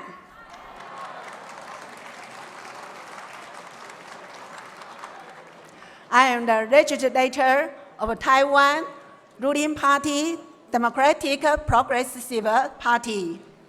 I am here to support the Tibet.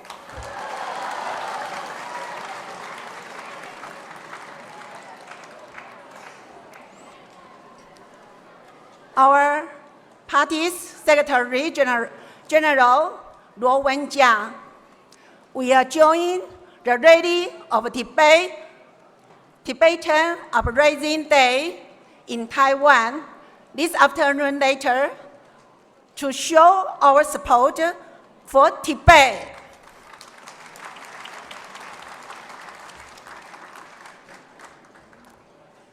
In the past 60 years, His Holiness the Dalai Lama has achieved 3 major commitments, which are promotion for human values, creation of inter-religious harmony and understanding, and speaking on behalf of his people. His Holiness the Dalai Lama made a great determination to move Tibetan society forward democracy and devolve his political responsibility to the elected leadership. His Holiness the Dalai Lama remains committed to the middle way approach that seeks peaceful and reciprocal solution to the issue of Tibet. Thus, His Holiness of the Dalai Lama persuade people not to remain animosity, nor consider counterpart as enemy, but to keep dialogue, have empathy and compassion in mind, and implement non-violent approach to face China atrocity. Today is the 60th anniversary of the 1959 uprising against the Chinese occupation in Tibet. The Tibetan uprising brings the world very significant value that even confronting with China's crackdown and persecution, Tibetan people insist and trust nonviolence and peace. In order to protect the unique Tibetan culture and identity, in accordance with the democracy, freedom, and human rights, both Taiwan and the Tibetan are harshly oppressed by China's government. Here, I would like to share a news. Last month, a Tibetan student, Jamie Namo, was elected a president of the Canadian University Students' Union, and she has been hit with backlash from Chinese students because she supports the Free Tibet movement. Her deputy, Lion Chai, is a transgender immigrant student from Taiwan, and the personal attack upon her was also non-stop. Therefore, Tibetan affairs are not China's affair, domestic affair, but all of the countries in the world should pay attention. China's government will never stop its will to go to every country and suppress the value of freedom and democracy that is seized incompatible with its power.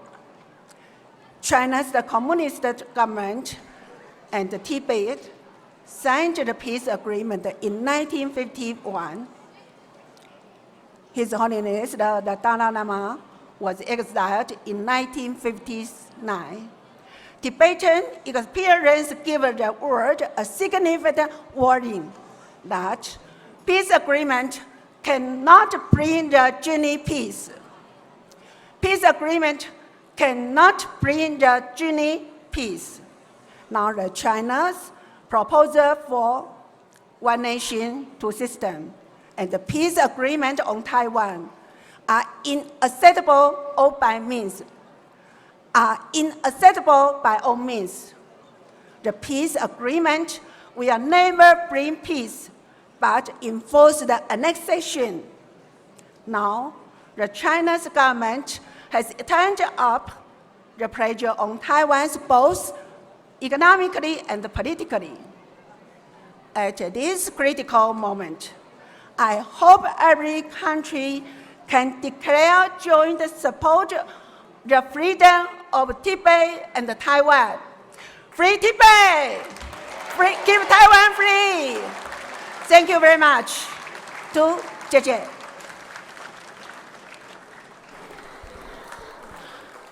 Zerim chupshi badalaya Law Africa Trezo Timi Chamgu Sandy Kalyan Chone Sungshe Nangyo. I request Mrs. Sandy Kalyan, member of South African Parliament, Democratic Alliance, to address the gathering.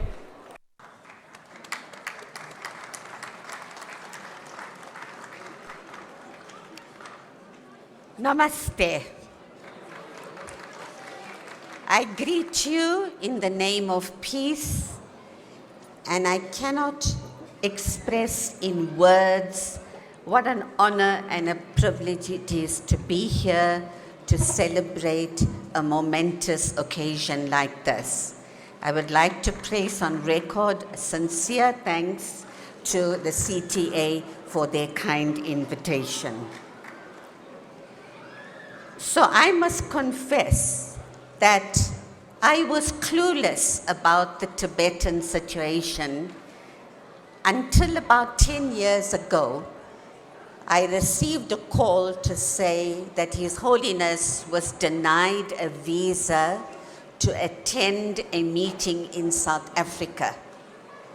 And I was shocked, I was horrified that a country with a constitution that enshrines freedom of movement, human rights, was being dictated to by China, and therefore they did not grant him this visa. I'm so ashamed of my government for giving in to this kind of pressure. And that's how I came to be involved. That's how I came to know that there was a group of people who were denied citizenship of their own country, denied the right to speak their language, denied the right to be free in their country. I'm not new to such a situation, having grown up in apartheid. Black people, Indian people, and colored people in South Africa were shunted to live in townships. We could not associate with white people. We could not sit on the same benches that were allocated for them. We could not swim in the same ocean that they swam in.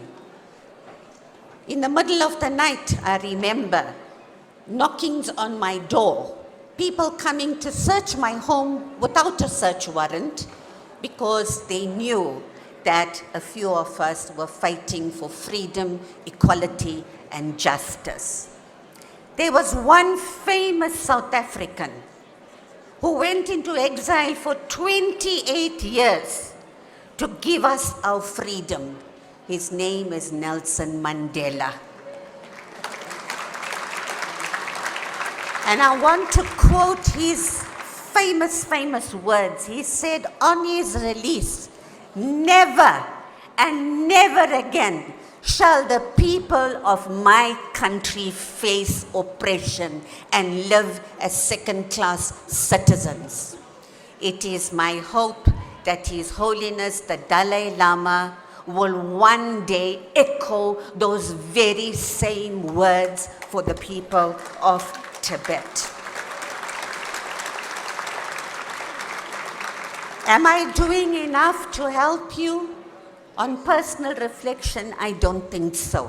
Yes, I stand up in Parliament and I make statements. Yes, I get involved, but I think I must do something more. To the people of Tibet, stay on message day after day after day. Stay on the message of hope. One day we will see your freedom. The Kashak has dedicated 2019 as the year of commitment. I would like to say to you, I commit. Namaste, and thank you for your attention.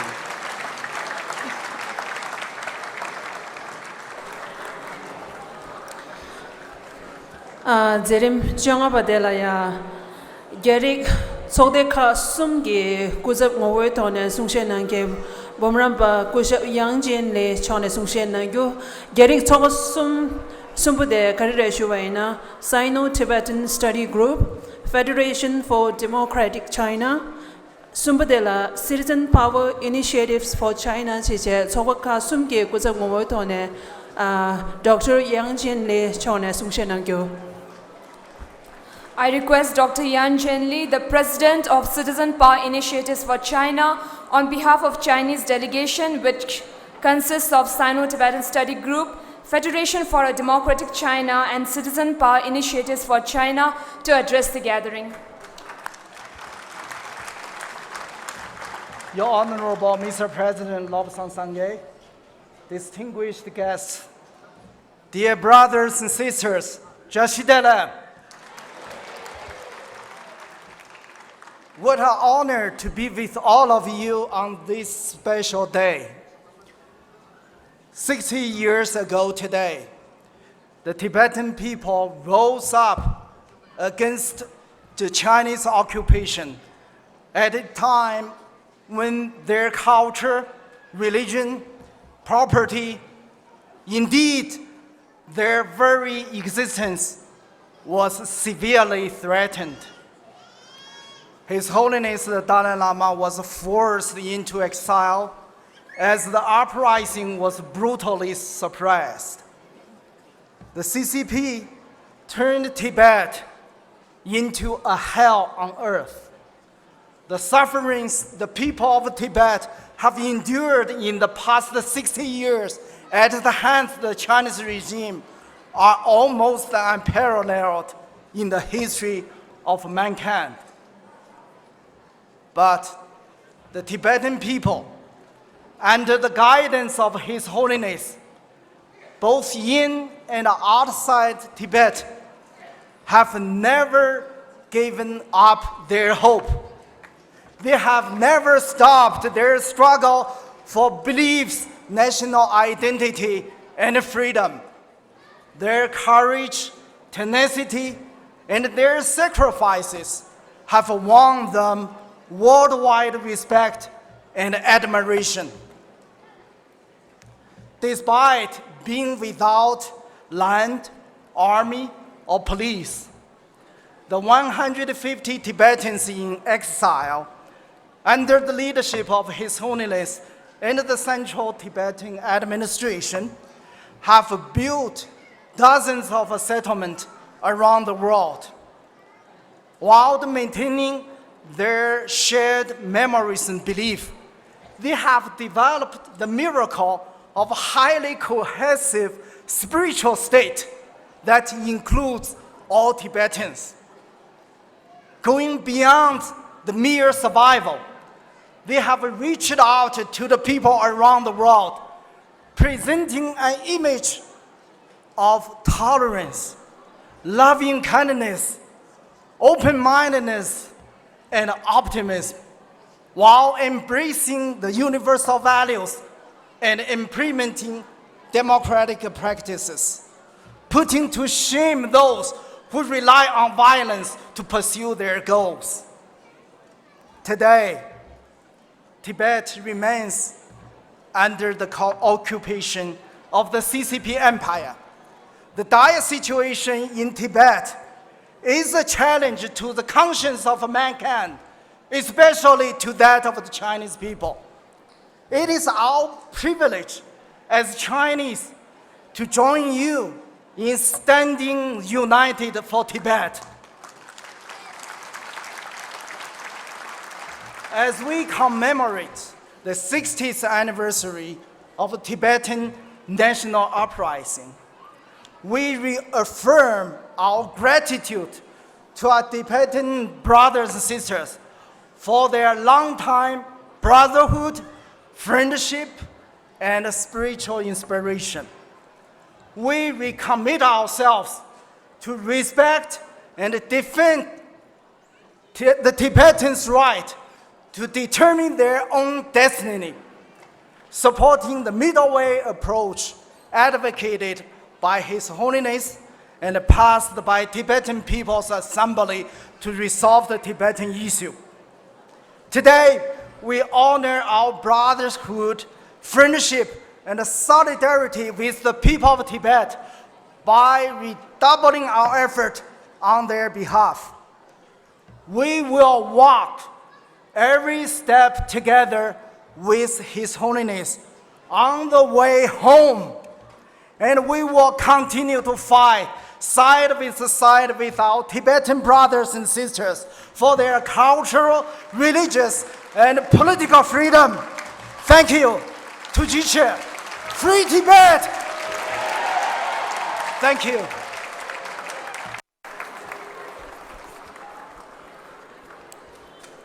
Tarinki zego kechi di tola ya kunjay mine sungshe nangke tamade yinbe kunjay zowo Botswana Jacob ke sinzin surba kurwe Sirekte Kama Ian Kama chona sungshe nangyo. May I now request our Honorable Chief Guest, His Excellency Seretse Khama in Khama, the former President of Botswana, to address the gathering.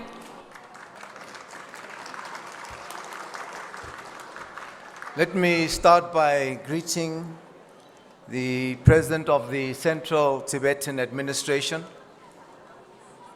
and the Chief Justice and the Speaker of the Tibetan Parliament in exile.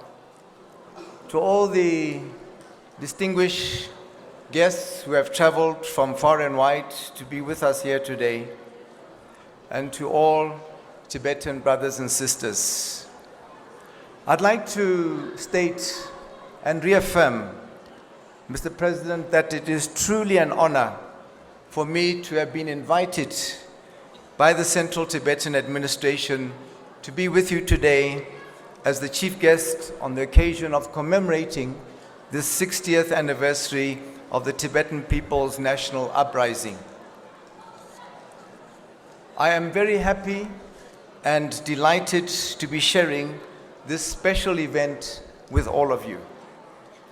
I also bring greetings and best wishes from many of my countrymen and countrywomen, and also from others outside my own country, to yourselves. They told me they're very jealous that I've come here and they would have liked to have joined me. I'd also like to thank you, Mr. President, for the wonderful cultural performance that we saw and witnessed last night, showing your culture. And also today I see a display of so many of your Tibetan flags, your people expressing their love for Tibet. And some have even painted their faces with the Tibetan flag. In fact, I would like later on to have a picture with those two gentlemen with their painted faces holding the Tibetan flag that I can send to the Chinese ambassador when I get back to Botswana.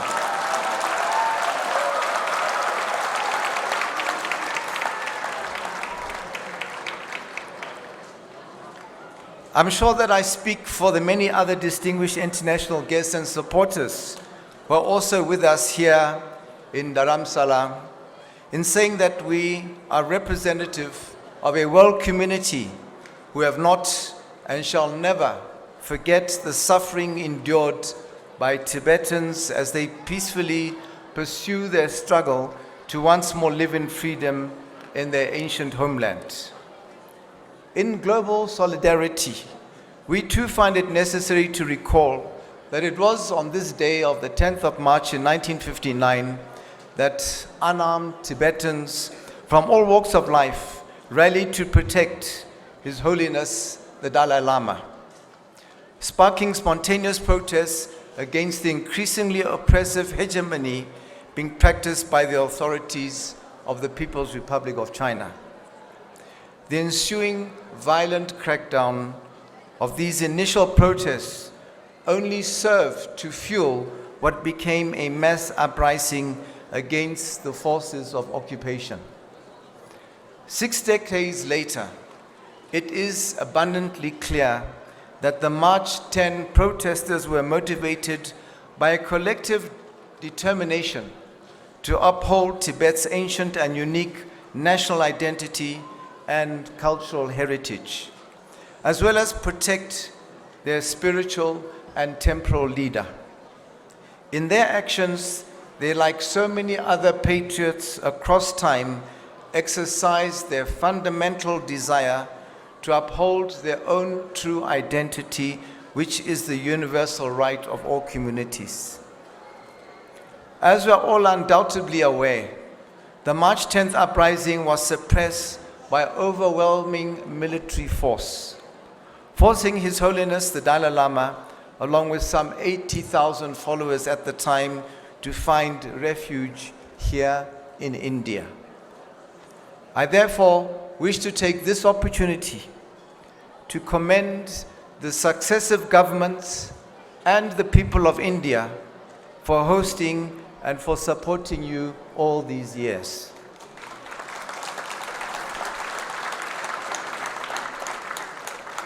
I'd also like to commend for those who have traveled far from the countries who spoke here before me today for their support and for their kind words and their travels to this destination. Our own presence here today is testament to the fact that while the March 10 patriots were physically defeated, the spiritual struggle for a free Tibet lives on in the hearts and minds not only of Tibetans at home and in exile, but also among growing numbers within the international community. Coming as I do from a region that suffered colonial occupation, whose own indigenous cultural identity and struggle for political emancipation were likewise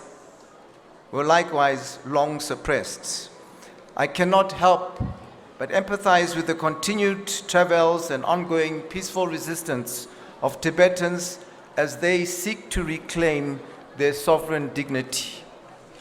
The fact that the Tibetan struggle, as reflected in the teachings and diplomacy of His Holiness the Dalai Lama, as well as manifested in the political outreach of the Central Tibetan Administration, continues to be based on the middle way doctrine of nonviolence and dialogue, ultimately aimed at reconciliation with the Chinese state, is truly remarkable, given the extreme repression Tibetans have endured in both the Maoist and post-Mao eras. Here I note that as we have heard, we've already heard from the president of the CTA about the recent Freedom House survey and the report on the EU-China relations. In addition to these and many other prominent expressions of international concern, it may be further noted that in recent years, many environmental scientists from around the world have become increasingly focused on the importance of the Tibetan Plateau, which contains the world's third largest ice reserve after the Arctic and Antarctic regions, being the source of 10 of Asia's major rivers. In this context, there's an emerging global consensus about the wider risks posed by Tibet's environmental degradation due to such factors as the extensive damming of rivers and deforestation. As we stand in support for a free generation of Tibetans, we are cognizant of the fact that those who dare speak up inside Tibet about issues of religious freedom and environmental rights are being targeted for political prosecution. We note that the mere possession of the image of His Holiness the Dalai Lama remains punishable as a serious criminal offense.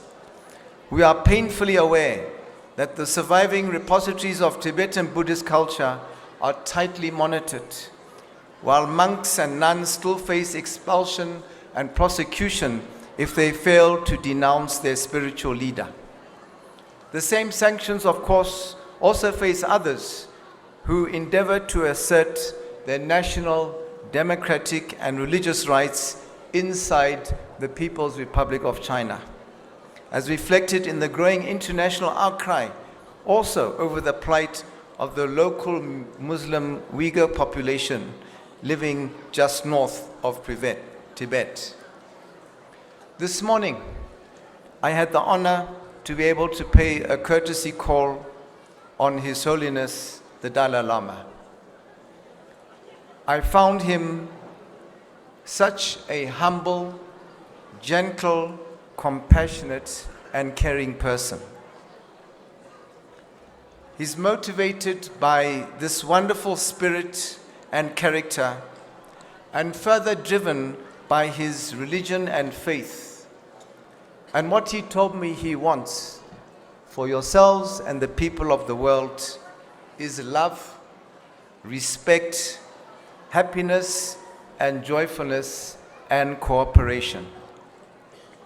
He also told me that this century, he would like this century to be a century of dialogue, different from the past century of conflict. Then you have to ask yourself, what do the People's Republic of China fear from him? What do they fear? What do they fear from Tibetans? His Holiness doesn't have any guns. He doesn't have any missiles. He doesn't have tanks.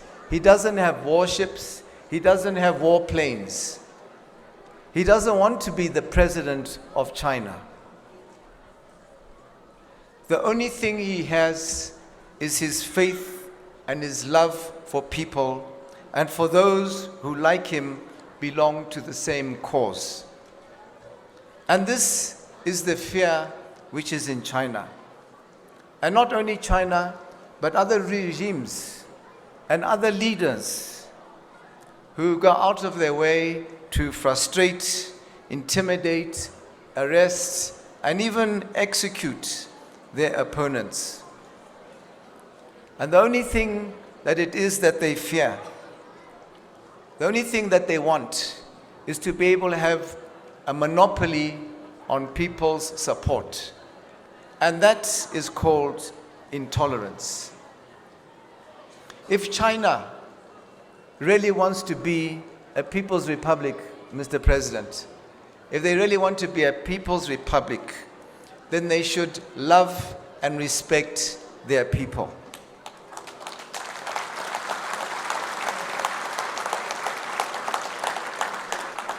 They should allow their people to have freedom of speech and freedom of association. By doing so, this will bring happiness and joyfulness, as His Holiness said. What we need is in China and in other countries like them, and from leaders, including in some democracies, what we need is wise leadership. Political, economic, and military strength does not translate into wisdom. While the authorities in Beijing may have the power to suppress basic freedoms within their own jurisdiction, they should not be allowed to exercise the same repressive authority outside of their borders, including such things as illegal territorial claims in the South China Sea. It was for this reason that in 2017, while I was still the President of Botswana, I had invited His Holiness the Dalai Lama to my country. And we refused to give in to pressure from the Chinese government when they threatened us. If we failed to stop His Holiness from entering our country. At the time, he had been scheduled to speak at a Mind and Life Institute conference convened in our capital, whose theme was based on human values reflected in the Southern African ideals of Botho and Ubuntu. Unfortunately, notwithstanding our principal stand, in the end, His Holiness the Dalai Lama, for health reasons, was unable to attend the gathering, which otherwise attracted esteemed participants from the region and beyond. I personally look forward to what I am sure would have been an enriching engagement between His Holiness and some of the participants. Because it is from these that we get the bright minds from my own country and the continent on their perspectives about the convergence of the core Buddhist principles of unity, peace, and compassion with our own humanist Setswana norms of Botho, which are based on tolerance, mutual respect, and action through consultation. More broadly, I believe that as originally conceived, the conference would have had a golden opportunity to expose His Holiness the Dalai Lama's time-honored wisdom of Africa, as well as Africans, to the philosophy of his. Perhaps that is why the very notion of His Holiness setting foot on our mother continent was so feared by his opponents.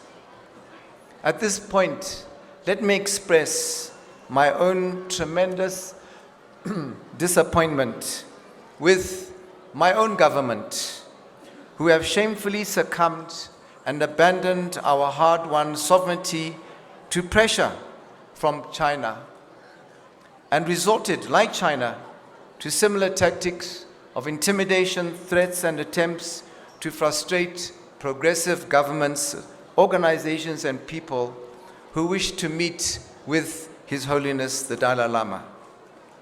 Indeed, the Botswana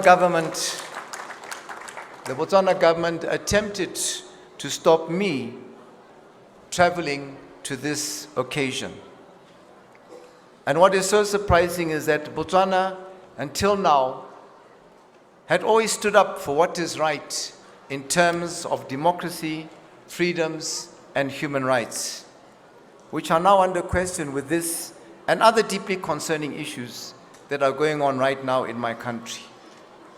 But I'd like to thank some of my citizens in my country, some nationals from South Africa and the government of South Africa, some nationals from India and the government of India for facilitating my travel here, something which my own government would not. Ladies and gentlemen, His Holiness the Dalai Lama's busy schedule of teaching here and around the world, along with his prolific writings, have established him as a truly global icon for the power of human liberation and compassion. It is little wonder that the international polling in recent years has consistently placed him among the world's most admired individuals. It therefore defies logic that some still believe that his influence can be diminished by seeking to deny others the opportunity of his physical presence. Such provocations, rather than only serve to diminish his would-be senses in the eyes of the world as they embark upon human rights violations daily. In an age of global communications, including Greater South-South exchange, this has simply resulted in greater curiosity about his humanitarian work and advocacy. In this way, the persistent efforts to block the Dalai Lama from ever coming to Africa have merely raised his profile across our continent. As much I share in the global respect that this has been earned by His Holiness, by his tireless outreach. I'm also mindful that I'm here today at the guest of a much greater community of exiles. Like India, my own country of Botswana has often served as a place of refuge for those fighting the forces of occupation.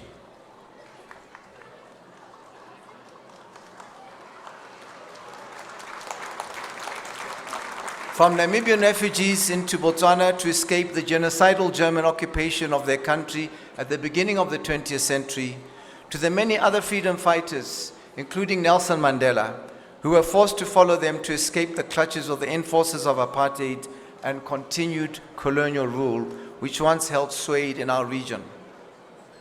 At the time of our independence, my own country was surrounded by such racist regimes that simply dwarfed us in terms of their military and economic power. Neither did many in the world see any immediate likelihood that the growing number of exiles then living within our borders and elsewhere in the end would return. Like Tibetans, the once oppressed peoples of Southern Africa proved resilient in their determination to achieve a better future for themselves.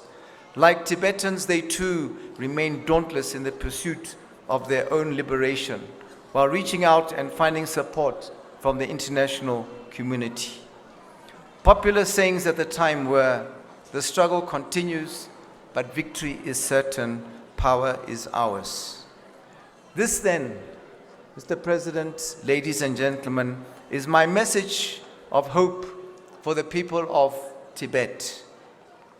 While your own struggle has been long, while your own struggle has been painful, you can take comfort and solace in the fact that in your hearts you remain undefeated. In your minds you are fully liberated. In your minds you are already liberated. With such a mindset and the power of your collective determination, your own victory is ultimately certain. I thank you all for your attention, and may you all be blessed.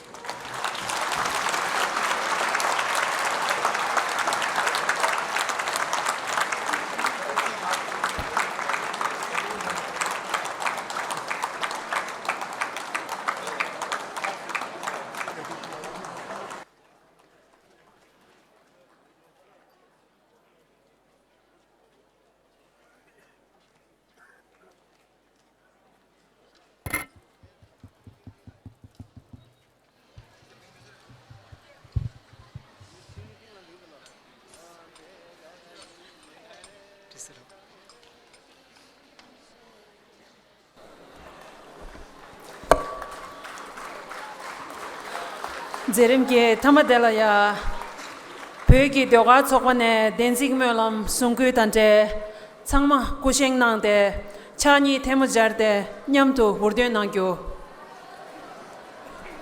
Tibetan Institute of Performing Arts will lead the saying of the prayer of truth.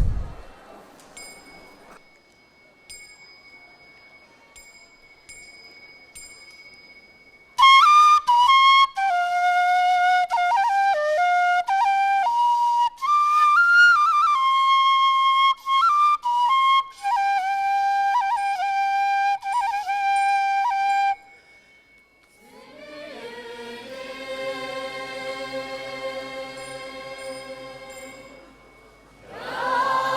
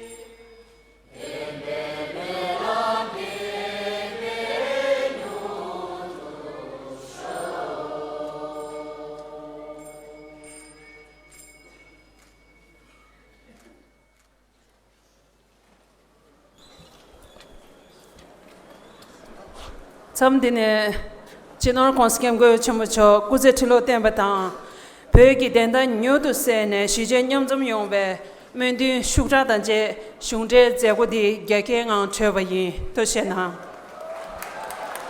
With this, we have come to the end of the official function of the Uprising Day. Thank you all for being with us.